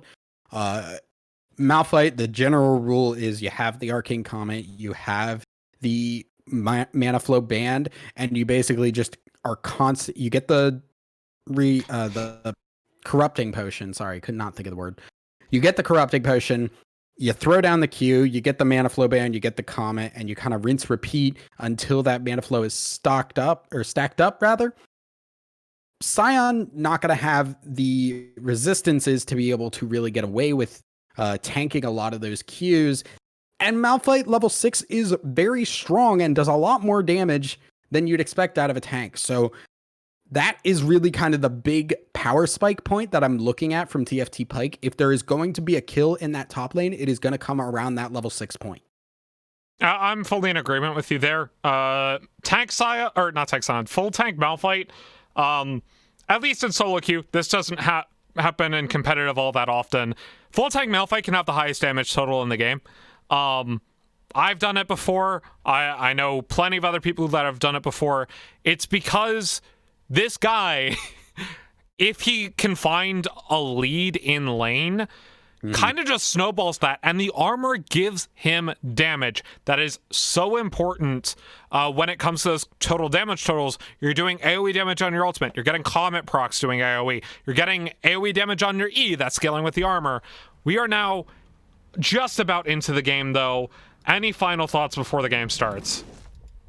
I mean, mostly I want to see a little bit better ultimate recognition here from Burger Flip, because once again, they have some cooldowns that are longer.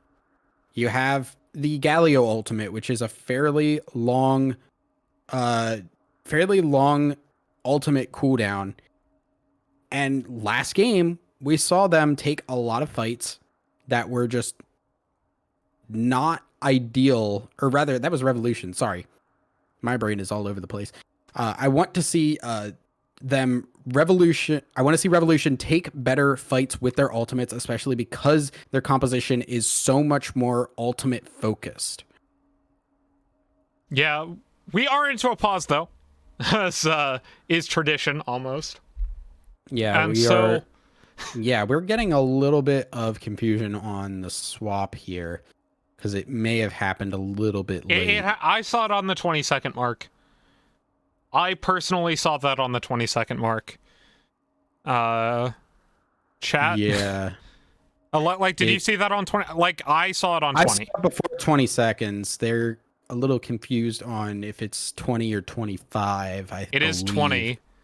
It is So 20. I believe we're good, but that is for the admins to handle, so we will get an official ruling on that as we are still waiting here. But yeah, so biggest kind of thing is just level 6, watch for these fights.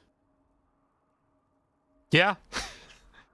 Like level 6 Revolution, they have so much combo potential, and that is the big spike. They can force these dragons, and I don't really believe that the ultimate power spike from Burger Flip is anywhere near comparable, and that is going to lead to, hopefully, if you are a Revolution fan, an early game lead. Yeah, and kind of on top of that, right? Like, the big crowd control coming out from Revolution isn't in the ultimates, whereas it is for Burger Flip, right? Galio, yes, there's always Hero's Entrance, but that's not his most important ability as far as crowd control goes. That is the Shielded Durand. And Ziliok, obviously, it is the Decimating Smash. Unstoppable Onslaught is really good for starting fights and for initiations, but if you get initiated on, you know, he has the ability to disengage or to buy time for the rest of his team to get properly in position. We're still waiting on the pause to end here. Man, I just want one series without a pause. Thousand, are we gonna get to that? Are we gonna get to that? Luck will give us one, but that might be all we get. Just one this season? It's just one, yeah. Get comfy, Finnick. It's gonna be a long season. I am actually kind of curious here of the Ezreal Dark Harvest. I haven't seen that too much. I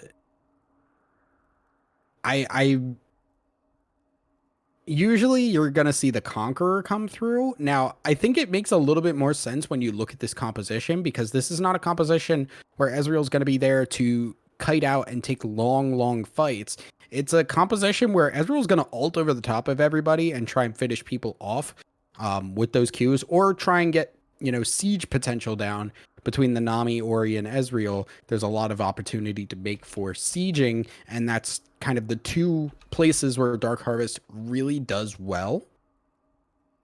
Regardless, we are seeing the Rs come through, so we should be starting the game up pretty soon. It should be.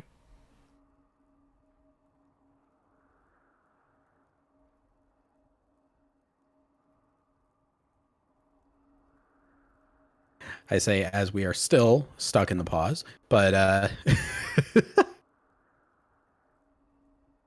I'm also kind of curious, like, are we going to see some level 1 shenanigans? Because Scion level 1 is very good. You can start taunt on the Galio support. And that is very powerful as well.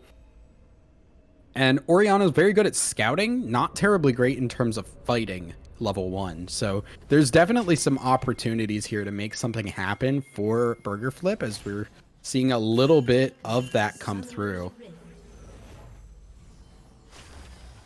Yeah, typically when I see Scion Galio, I think counter invade, not full on invade here. But you got the Morgana too. Yeah, the Morgana's good there. They might be able to find the Malphite here. Oh, no. In fact, they do. They force the flash. Yep. And that's enough. You take those. Yeah. That's absolutely a worthwhile thing to take there. And honestly, TFT Pike, not sure why you go for that and run out that way. I think your better option is probably just walking upwards. You might be able to just dodge things out instead of having to flash over the wall to avoid things. When you go into that short little choke area from that angle, there's really only one spot you're going to get hit from.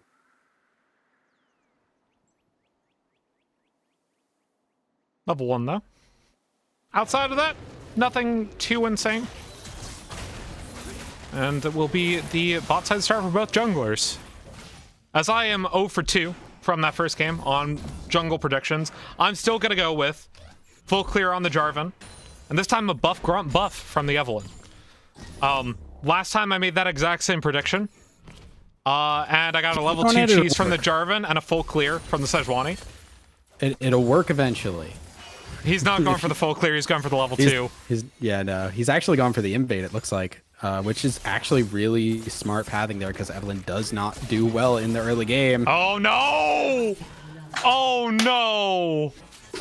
Oh no! Well played. That is just very smart knowledge of jungle pathing on champions here. You Doc's know the gonna Evelynn get triple struggles. buffed. Doc is going to get... No, actually he's not. Because Jungle Isn't Ruined decided not to go straight up towards that top side of the map. He's staying down bot. And this actually... It's going to be close. Doc needs to realize he needs to take his red buff, or Evelynn's going to go for the invade, or catch the Evelynn trying to invade them. Ooh. TFT Pike took a bad trade there. Got hit under the tower with the decimating smash charge. I mean, we talked about how that should be like a fairly good lane for Malphite early, but if you take enough trades like that, it doesn't work. Oh no, that's the late invade.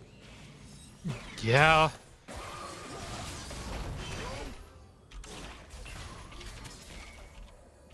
Yeah, and looking down on this bot side here, you're seeing the Ezreal and the Nami get a lot of poke onto the Galio, and that really warps how this matchup kind of would go. I mentioned earlier how, you know, that should be, in a lot of cases, favorable for the Ashe and Galio. One of those instances where it is not favorable is when the Ezreal and Nami can poke Galio out enough that he is not able to engage safely.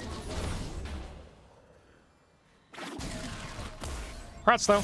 Taking some poke from the Orianna in the meantime. Or not from the Orianna, from the Morgana in the meantime. Excuse me. But, at present, that early first blood, you know, it goes on to the Jarvan. He should be trying to share that with the rest of his lanes. But the Doc 1992, right? It's not about the gold onto Jungle Isn't Ruined. It's about the gold off of Doc 1992. He cannot use his own jungle right now. Malphite's already roamed in. Lane priority with the Orianna to go in and help as well. So this isn't just a triple buffed Doc. It's a quadra buff Doc. He just got 4 buffs. No. Well, he didn't get the red. He didn't get his own red buff. His blue buff got given over to Jungle Isn't Ruined. Jungle Isn't Ruined hasn't taken his own red, but Jungle Isn't Ruined now claims 3 out of the 4 available buffs and should be able to get the 4th one. Attacks, flashes, and heals. Yeah, this is a 4 buff. No, I do believe Doc did get his own blue buff. Yes, but it was given to Jungle Isn't Ruined. Well, he got the buff, but not the experience, which is the important thing. No. Okay, he got the experience, but not the buff. I guess that's what you meant to say. Still, he doesn't have his own camps. Jungle Isn't Ruined, just making this side of the jungle zone, but it's caught in a top by the Tex in with the Justice Punch and the Winds of Ward. Arbok's gonna try to do the damage! A little bit of pressure alleviation, but the Doc 1992 has no camps to take at the moment. Yeah, and that's kind of a big deal, though, because that completely shuts down the tempo that Jungle Isn't Ruined had going into this. So the Doc's going to get the opportunity to farm up a little bit.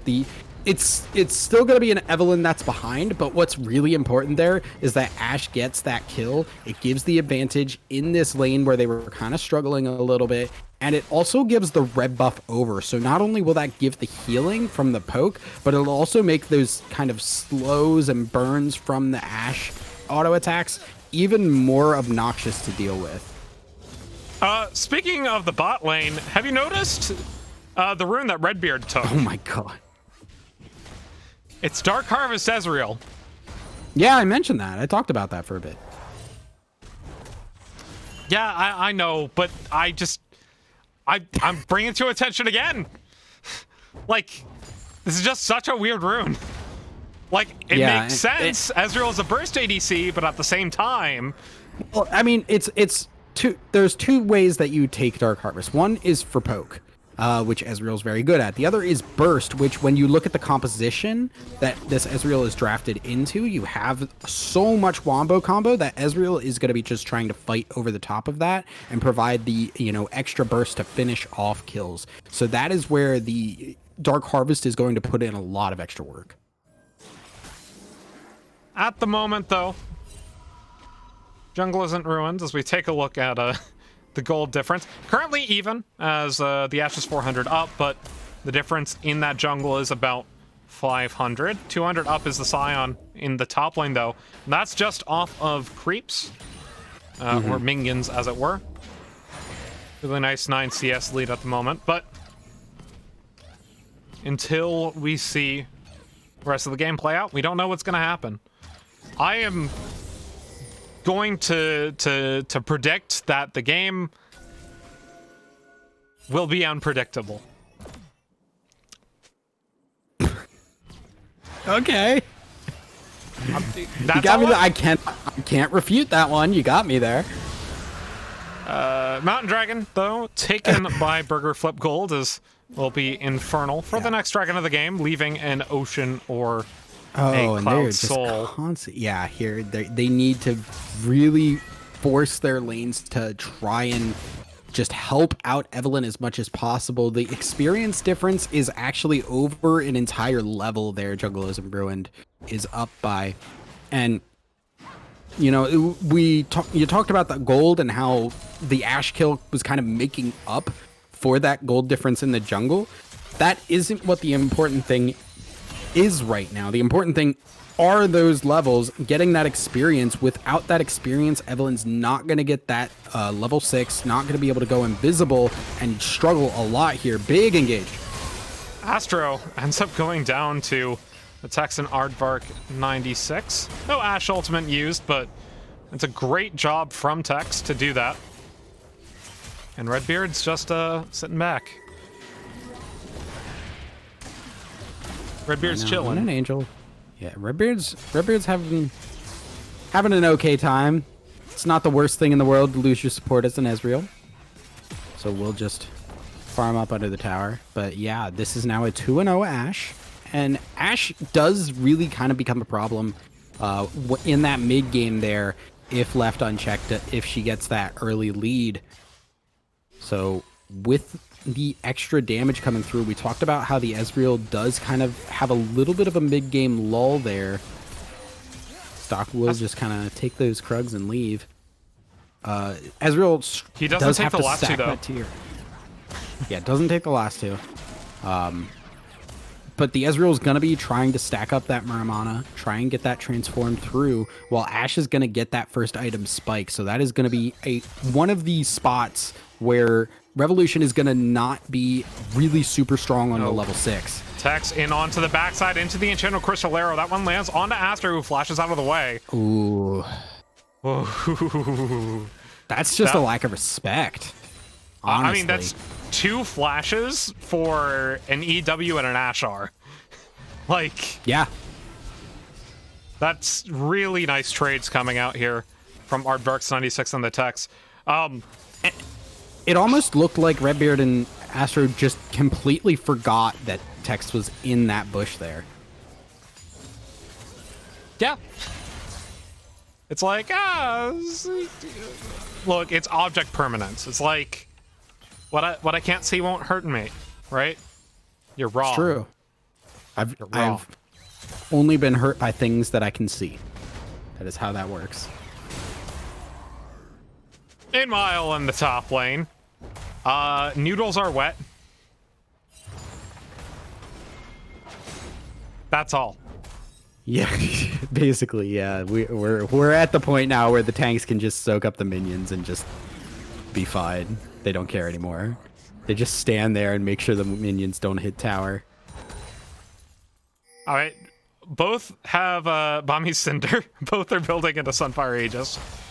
I mean, it could be something else. Don't know.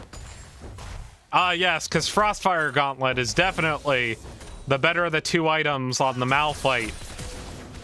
Oh, wait. What was that flash? He's able to gather Tomp, and Nami's already here with the Tidal Wave.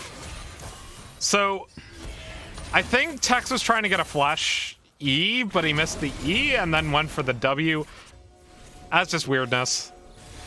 A little bit, yeah, but you are getting the Nami ult out, so that's once again another disengage tool that's gone.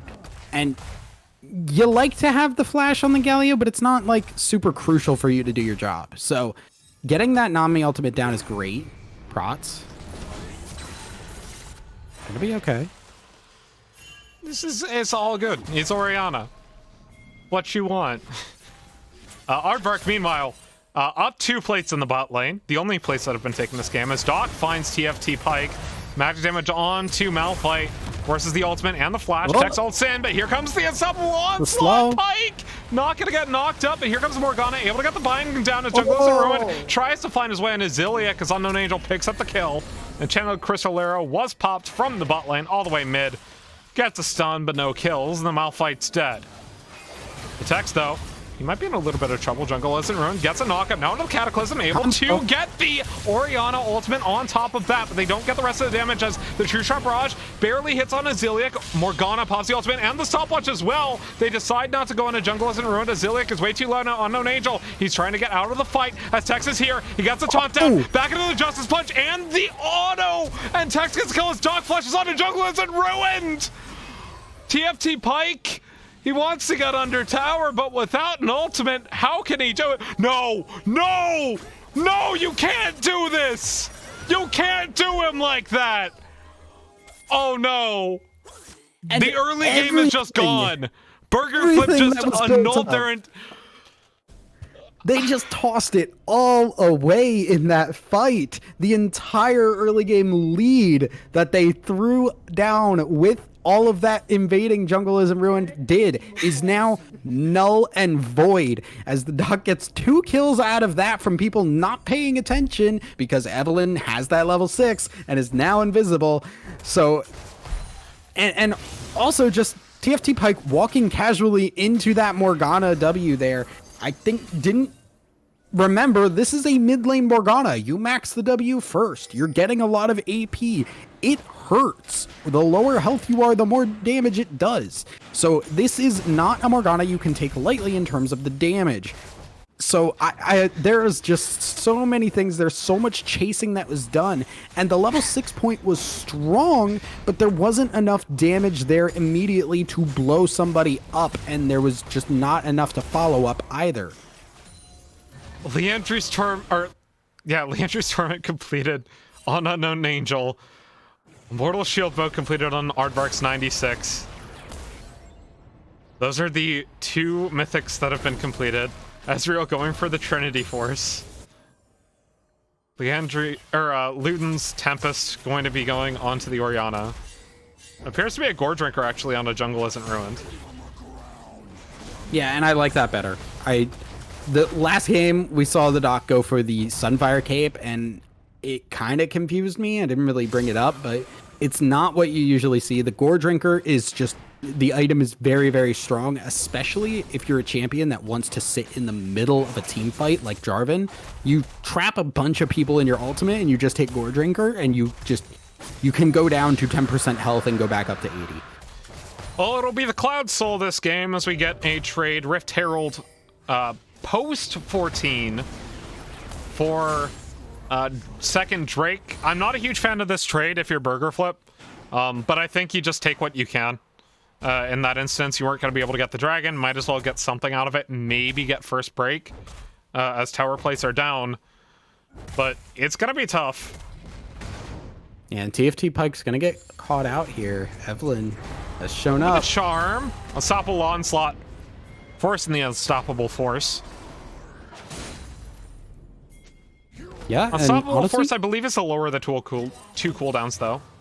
The Doc, though, might be caught out by plots. Ends up on the ultimate, but there's the Cataclysm into the Shockwave. And Jungle Isn't Ruined picks up the kill.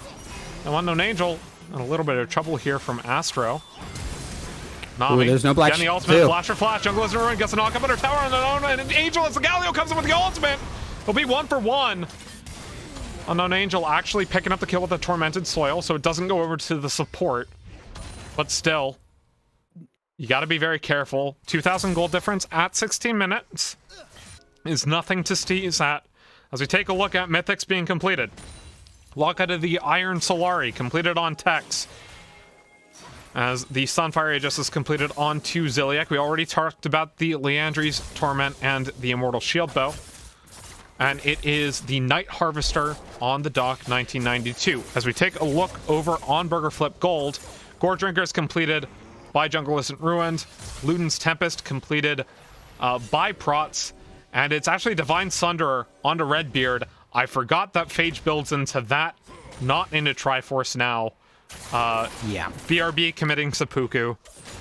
Yeah, and honestly, that's the more normal thing because it just makes like the consistency that Ezreal can proc that from a range and how much percent health damage it can do. That's what you need against this Scion, and Triforce has kind of fallen off for Ezreal in favor of the Divine Sunderer, just for that extra kind of like healing that it can bring along. But at present, we're just watching and waiting for Baron and the next dragon to spawn here. We see Scion in the top lane actually with the Jarvan, as TFT Pike is in the mid lane. This isn't necessarily how I would make the split push. Ooh, good gets the flash. Unstoppable Force for the flash. Aardvarks will be able to stay alive as Tex gets into a bubble. Flag and drag over. Tex, not the one that you want to grab there. Ash gets the Enchanted Crystal Arrow, but so is the Tidal Wave. Ultimate comes in from Unknown Angel. Jungle Isn't Ruined. He is way too low. Aardvarks gets the kill as Redbeard has already popped the True Shot Barrage for a bit of a chunk. TP comes in from the Scion, now in with the Unstoppable Onslaught. Let's see who he gets. He's onto the Malphite and onto Prots. Flash forward, gets a taunt only onto one member as Orianna gets a 4-man shockwave. Looking for the turn. Unknown Angel gets Redbeard though, and they're only able to get the Galio. The health bars are way too low for Burger Flip Gold. They're gonna lose this tower. Here comes the flash forward. They're not able to get the Q binding from Unknown Angel, but holy crap. These fights are a lot closer than the gold lead would have you seem at the moment. And that's just due to the fact that the Wombo exists for Burger Flip Gold. But more importantly though, the Wombo from Revolution actually is not hitting exactly right. You can see they're using their ultimates, but not together. TFT Pike got the flash out of the Ashe, which is great, unless you also have a fight coming up in the next 10 seconds where you now don't have a Malphite ultimate that can completely change the fight. Ashe doesn't need the flash to contribute to the fight. Malphite needs the ultimate. Jungle Isn't Ruined also got super deep onto Tex, but didn't really do much with it. All he got was just damaging onto this Galio. The Gore Drinker only hit one person, didn't heal too much, and then the Orianna ult was great, but at that point, there was a lot of people dead or running away, so it was just so disorganized. Well, the Dock 1992 gets caught out by the Cataclysm. The Enchanted Crystal Arrow is already onto Jungle Isn't Ruined as the TP comes in. Scion gonna get a Q down into the knockup, and Aardvarks gets the kill. So, if you TP and you see a Decimating Smash come your way, you know you're screwed. But then, when the Justice Punch is there, you're like, well, that was a waste of a summoner spell. Still a jungler for a top laner. The dragon is up, but with the Evelynn respawning in about, well, now, they might just be able to grab this dragon. Yeah, and I don't know what that TP really was there. As we do see the dragon. Oh, come on, man! The Smite Steal from Jungle Isn't Ruined. This is why you wait for your jungler. If you wanted to take that Drake, you gotta pull it out into the river. Mistake from Revolution Esports gets punished. Not the end of the world, but still, Sag. Yeah, without Evelynn, you can't do that. Like, Jarvan's there. Even if you do pull that out, Jarvan's gonna get over the wall, walk up, and Smite Steal it. Like, they were getting vision on it. They could see how low it was getting. Without Evelynn, that's almost guaranteed going to go to the Jarvan. So big mistake on that front. I did want to talk a little bit about the TP from Pike there because it was just honestly a very big misplay. Pike, I feel like, forgot he was at 1/3 health as he TP'd in. He was 1/3 health from the last fight, and then TP'd in just to immediately die. So, gotta watch your health if you're gonna TP into a fight. Definitely something you gotta watch out for. A mistake I've made several a time. Insert joke about me being terrible at League of Legends. Regardless. I mean, I would, but I also have seen you play. That's the joke in and of itself, isn't it? Correct. Go, you made it. You're here. Woo! Regardless. Ziliak's doing just fine against TFT Pike now. In that top lane. As Noodles may be wet, the Noodle with the higher level is the least wet. It's the drier also, Noodle. Scion also just, I think, scales better as a straight up tank. I think Malphite provides more in a team fight, and oh, Unstoppable Onslaught hits a wall, but Gallia found a talent onto Jungle Isn't Ruined into a Justice Punch, flag and drag out of the way. Yeah, like Scion, as far as like soaking damage, is a better tank. Malphite provides more in terms of a team fight, but yeah, like the health growth from Scion is absurd, and it makes him so incredibly tanky and hard to kill. Important to note that we do have the flag and drag. Cataclysm, that's not the target you want! He goes back in with a knockup as the Nami gets the ultimate. Ultimate into the back line from TFT Pike, but Arbok, he's able to kite out. Ziliak tries to put the decimating smash down, but he doesn't find it. And it's 2 ultimates used for no sums, no kills. Yeah, and no ultimates used in response either. So the Wombo combo, once again, just not hitting entirely together. A little bit of miscoordination there. And the Zhonya's Hourglass is completed on the Morgana, so this is a huge change in team fight. This now changes the Morgana into somebody that can zone out in these team fights, create an area where they're not able to push through and get to the Ashe. So big change in terms of how these fights are going to play out, as long as Morgana is able to get in the right spot. That is the key. Once again, there are quite a few peeling tools on Burger Flip Gold, in that Jarvan, in that Nami, and Ezreal with the self peel. But at the same time, you know, never doubt the Soul Shackles Zhonya's combo. There's a reason every Morgana builds the Zhonya's Hourglass as a core item. One of a handful of champions that I think it's definitely a core item on the Zhonya's. Morgana is one, Swain's another, Kennen's another.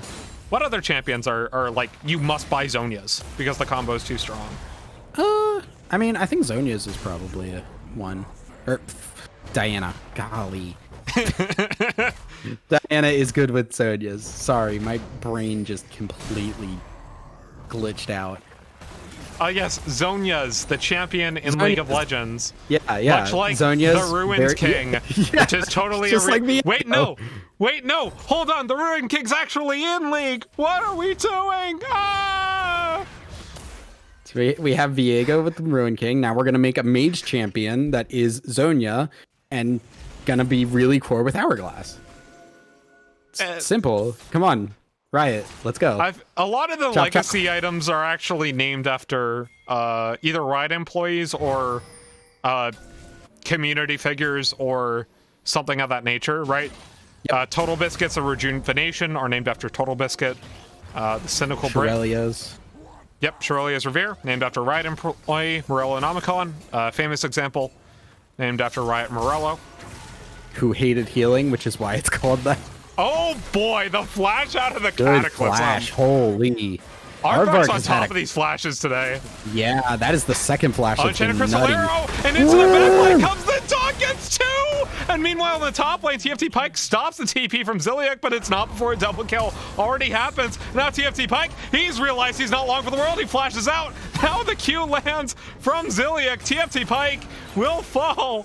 3 for 0 across the map. Dragon will go over to Revolution Esports. And this is shaping up to be a much cleaner game than their game number 1. And honestly, so much credit to them.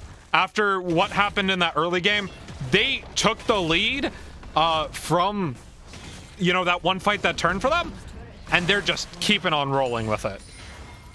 Yeah, and that fight just was absurd play from Tex. The flash in, the huge taunt to follow up on the Ashe ultimate. I also want to point out, had an elixir of iron going during that. So bought an elixir extremely early on, knowing that they were going to be trying to fight soon, and it came up super clutch there because it allowed for people to follow up a little bit better, as well as just having that extra tankiness alongside the taunt. Really, really good play from Tex here. What is this big brain move? Flash out of the way from jungle isn't ruined. To get away from the Texas taunt, like, Aardvark's reaction times are absolutely deadly on these flashes. He's dodged like 2 major abilities with that up that could have just spelled the end of the fight. And on top of that, right, like, Tex on this Galio pick, pretty good. The Doc on this Evelyn, once he got back into the game, pretty good. That flank in the fight was how they got most of that damage out after the Tex had the initial re-engage, right? Just phenomenal play, especially considering these players were in the IBS league last split. Oh, here comes the unstoppable onslaught, though. They got the knock up on the one into the Enchanted Crystal Arrow. There's just too much crowd control. Jungle isn't ruined. Gonna go golden as Nami pops the ultimate. Jungle isn't ruined, though. Will go down as the Doc 1992. Dives into the backline, but takes the ultimate out. Now into the knockup. The second knockup in. Orianna gets the sombrero down, but not before Ziliek picks up the kill onto the Ezreal. Oh, boy.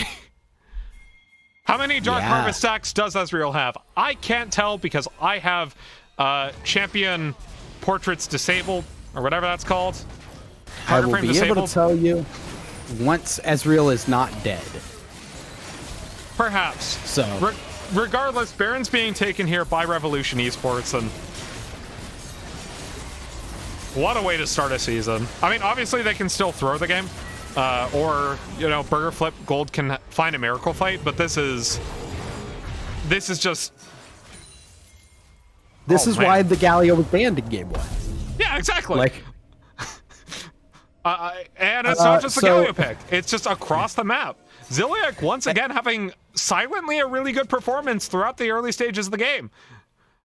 So Ezreal does have 4 Dark Harvest stacks. Wait, exactly 4? Exactly 4. Which is not a good amount. No, it isn't. Chat was right. It is at least 4. It is exactly at least 4. It is at most 4 as well.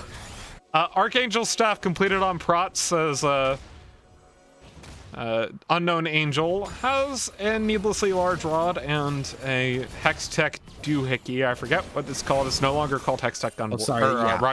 It's Hextech Alternator. It's no longer called Hextech Revolver. Yeah, sorry. The Galio was not banned in Game 1. That is correct. I apologize. Oh. Well, this is why you banned you know, are we gonna... This is why Galio should be banned. Yeah, you know, since Awutism is playing in plot, right? Is ban Texas Galio going to be the new ban Awutism's Thresh? Yeah.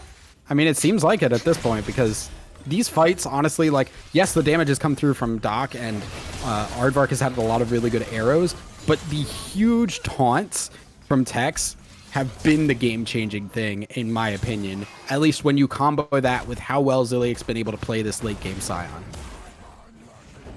2 levels up on TFT Pike at the moment. Full item up as well. Has a Bramble Vest for good measure to deal with the Hex Drink, or not the Hex Drinker, excuse me, the Gore Drinker on Jungle Isn't Ruined. You know, by the end of the season, I will have all these items completely and totally memorized. That's good. I don't mean the end of the ZGG season, I mean by the end of the year. Better late than never, as we see TFT Pike once again down in levels a lot here. So yeah, we are definitely seeing a Malphite struggle here. Well, 35 seconds left on the Baron buff, just in time to go for the Cloud Dragon. This will be soul point for whichever team gets it, but I think this one should be uncontested. Or, sorry, excuse me, that was like 35 seconds, not 5 seconds left. Whatever. Dragon goes over to the Evelyn. Flash Unstoppable Onslaught into the Unstoppable Force, and when an immovable object meets an Unstoppable Force, it seems the Unstoppable Force will win. He's so tanky, though. Oh my god. Oh, Redbeard has the Flash. Death for Zilliak, and the passive force is the Jungle Flash. Druid also taking a lot of damage. Holy, this Scion is scary. So that's how that interaction works. I did not know that's how that interaction works. But thanks, Riot, for letting me know. Yeah, so honestly, trading Soul Point for a Scion who's split pushing, I already got a and tower. Almost I think kills. that's worth. You got 3 towers off that Baron. On top of that, that was 3 ultimates used. That was the 3 Wombo ultimates that can engage. The Malphite, the Jarvan, and the Orianna ultimates. All used just to kill one Scion as they lost a dragon and got their base cracked for the mid lane inhibitor. So that is a huge win for Revolution here. And now the game is in their hands. They are very much capable of closing this one out, and it's going to take a mistake on their end for Burger Flip to actually be able to turn this around. Ashe is on 3.5 items, building into the Bloodthirster. Ezreal only on 2.5. Going for the LDR, actually, to deal with Zilliak. So he's going to have 2 sources of percent health on his champion. Don't know if it's going to be enough, but you can try. Regardless. Wait, yeah. LDR doesn't get percent health. Never mind, it just gives percent pen. It's just extra percent pen over Last Whisper. So only 1 source of percent health, but still, you know, percent pen is really good against Scion regardless. That's a mouthful. Yeah, and just taking a look around the map right now, as you can see, objectives will be, the Baron will be spawning in about a minute. Look at all of the red wards just littered around that mid lane there. Just the river is completely in control of Revolution, and now they are really just going to be able to shove this mid wave in, force them to protect that inhibitor, and take the Baron while they're trying to clear that wave out. Yeah, and the Tex. TFT Pike. Anti-Nation Chair and Crystal Arrow we go. TFT Pike, though, he has the Unstoppable Force, but Aardvark just does so much damage to him. Puts the W down for the slow as Prods is taken down almost immediately by the Doc. Able to get an ultimate back, but not before the Evelyn can ult out. And now Tex, you're not stuck in the Cataclysm with... or I'm not stuck in the Cataclysm with you. You're not stuck in it... Or you're stuck with it... Do you know the idiom I'm trying to say? He gets the kill onto the Jarvan. They move on to the Baron. Yeah, and Tex is just huge right now. Look at how big this Galio is, both literally and metaphorically there. Has the 2,500 health, has the Locket of the Iron Solari, giving more shielding and working towards that Gargoyles there. And so much was burned just trying to get away from that.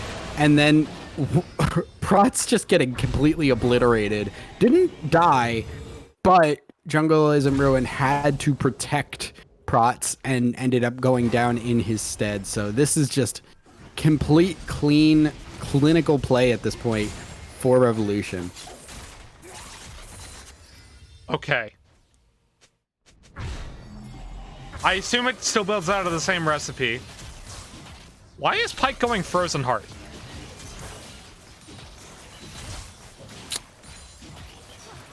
It's a good question. I mean, like, okay, so Frozen Heart is like not a bad, like, it's always a solid item on Malphite, but yeah, looking at this team, there is one attack speed champion, and it is the Ashe, and that is not the person who you're really worried about in these fights too much. You're more worried about, like, I like, it does keep Malphite alive longer in these extended fights because Ashe will be attacking slower, but overall, yeah, I don't know. I feel like there's better options you could go. I feel like the Thorn Mail would be pretty effective here. Okay. I forget how to pronounce this item. Sorelda's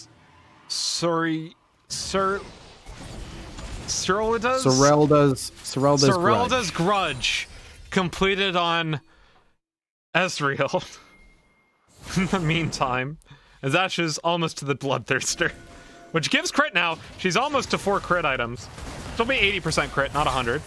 This TFT Pike finds the dock, but a TP's already coming in from Ziliak. Here comes Tex, though!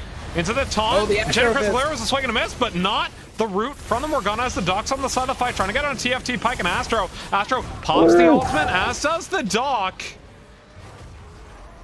Oh boy. The dock has dodged so many key abilities with this Evelynn ultimate. It has been about on par with Aardvark's flash plays here. Really, and the dock gonna pop the Zoni's Hourglass. Galio gonna get the ultimate in. As the dragon goes down and dock, he stays alive just long enough for the Orianna to kill him, but not before he gets the kill onto the enemy jungler, and the root from the unknown Angel picks up the kill onto the Nami through the tormented soil. That's Cloud Soul as well.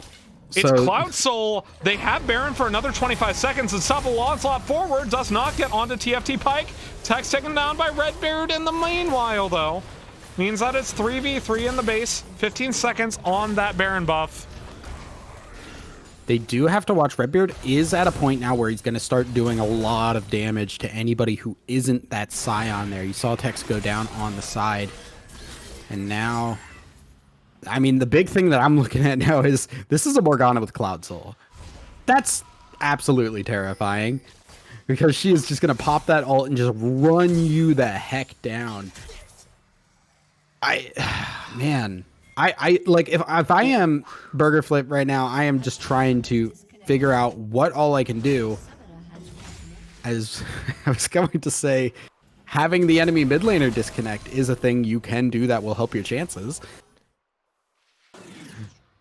Oh, so man. Angel, yeah, does come right back, so no problem there. Zonya's completed on plots, but Unknown Angel is a full large rod ahead. Plots picking up.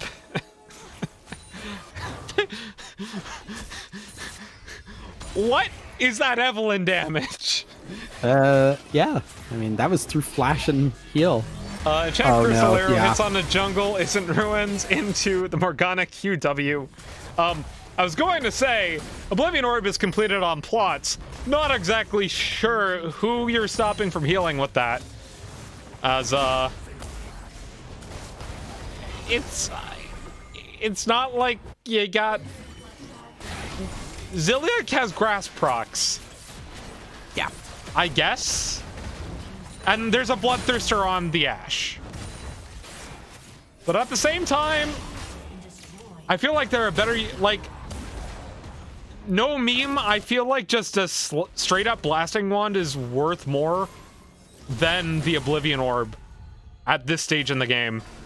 Well, I mean, okay, so one, it's the Immortal Shield Bow and the Bloodthirster, so that is 32% lifesteal on this Ashe. On top of... Oh. Ziliak not going to be able to get the Unstoppable Onslaught. Nami ult does go through, but the Doc 1992 already gets a kill onto the Nami. In the meanwhile, Pike going into the back line, able to get one as the Orianna finds a shockwave on Aardvark. He's going to flash out of the way as the root lands from Morgana. Double kill for Unknown Angel 69, and it's 4 for 1. 2 inhibs gone, make that 3. And Revolution Esports, they came in, a team made up of players who played in IBS last season. And they will take their first series in the Gold League 2-0. Yeah, and really that second game, first game was back and forth, but this second game was really well dominated. And we saw kind of just the difference in these teams was the individual skill level was actually pretty strong when you're looking at Burger Flip, because you saw the early game. Jungleism Ruined understood that the Evelynn was going to get low, understood that he could go in and have that backup from the bot lane and get the Doc down and take a lot of jungle. And we saw how much that hurt the Doc. But the coordination that we saw from Revolution completely outmatched any advantage that they got from that early game play just by completely just dismantling these fights. And you saw just how this wombo combo there was Malphite ult, like 5 seconds later, Jarvan ult, 5 seconds later in a different spot, Orianna ult. There was never a time where they were really kind of like comboing them super well together, unless it was like on one person in the top lane as they lost their mid lane inhibitor turret. I'm just astounded by this Revolution squad. Before we were kind of discussing, they have this kind of team synergy inbuilt. They've been together for a while. I did not expect them to be right off the bat taking down, a team of veterans, right? To the Gold League. And I think, the team coordination has a lot to do with it. But also, Unknown Angel got some of these really good plays on the Orianna game 1, got some good plays on the Morgana game 2. Texas game 2 was insane. Zilliak performed well both games. Like, individual skill-wise, these players seem to already be kind of up there in the Gold League already. Like, not just talking about team coordination, just individual skills. There are a lot of plays that were from this kind of outskill style. And yes, game 1 was, this kind of back and forth fiesta, but game 2 was all theirs after that first fight. Who is your MVP for Revolution Esports Gold? I think if you're talking about the series, it's absolutely Zilliak. I think the Tex this game, I think the Tex was the reason they really won. Zilliak provided a lot for the team, but the Tex was really kind of like the standout player in that match. Game 1 though was so much of Zilliak creating opportunities for the rest of his team that I think when you combine that with how well he also played in this game, I have to give the MVP to him. But like, huge shout outs to Tex for really being the star of game 2. Yeah, holy crap, that Galio play. I'm jealous of it, and I'm a Galio player. Thousand doesn't play tank supports, but if she did, she'd be jealous. And I'm learning. Give me time. You played some Leona today. You won. It's better than I did on my Swain top game. Regardless, I'm just double checking to see if the second channel is currently running before I send you over to that. I did check. Okay. They are done, I believe. Well, in that case, that's all we have for you tonight, folks, from the Zero Gravity Gaming Gold League. We will be back next Thursday with more of the ZGG Gold League. Thousand and I will be covering, I believe, we covered Demacia, so it would be the... Which division is it? It's not Demacia. Noxus. Yeah, the Noxus division games on Zero Gravity Gaming LOL 2, while Django and Rhino will be here on Zero Gravity Gaming LOL to bring you games from the other side of the bracket. That said, on Sunday, we will have IBS. On Monday, we will have Plat. Do tune into those as well. 8 p.m. Eastern Standard Time here on Zero Gravity Gaming LOL Twitch channel. And from everyone here at Zero Gravity Gaming, the admins, league staff, production crew, and everybody in between, my name is Fennec.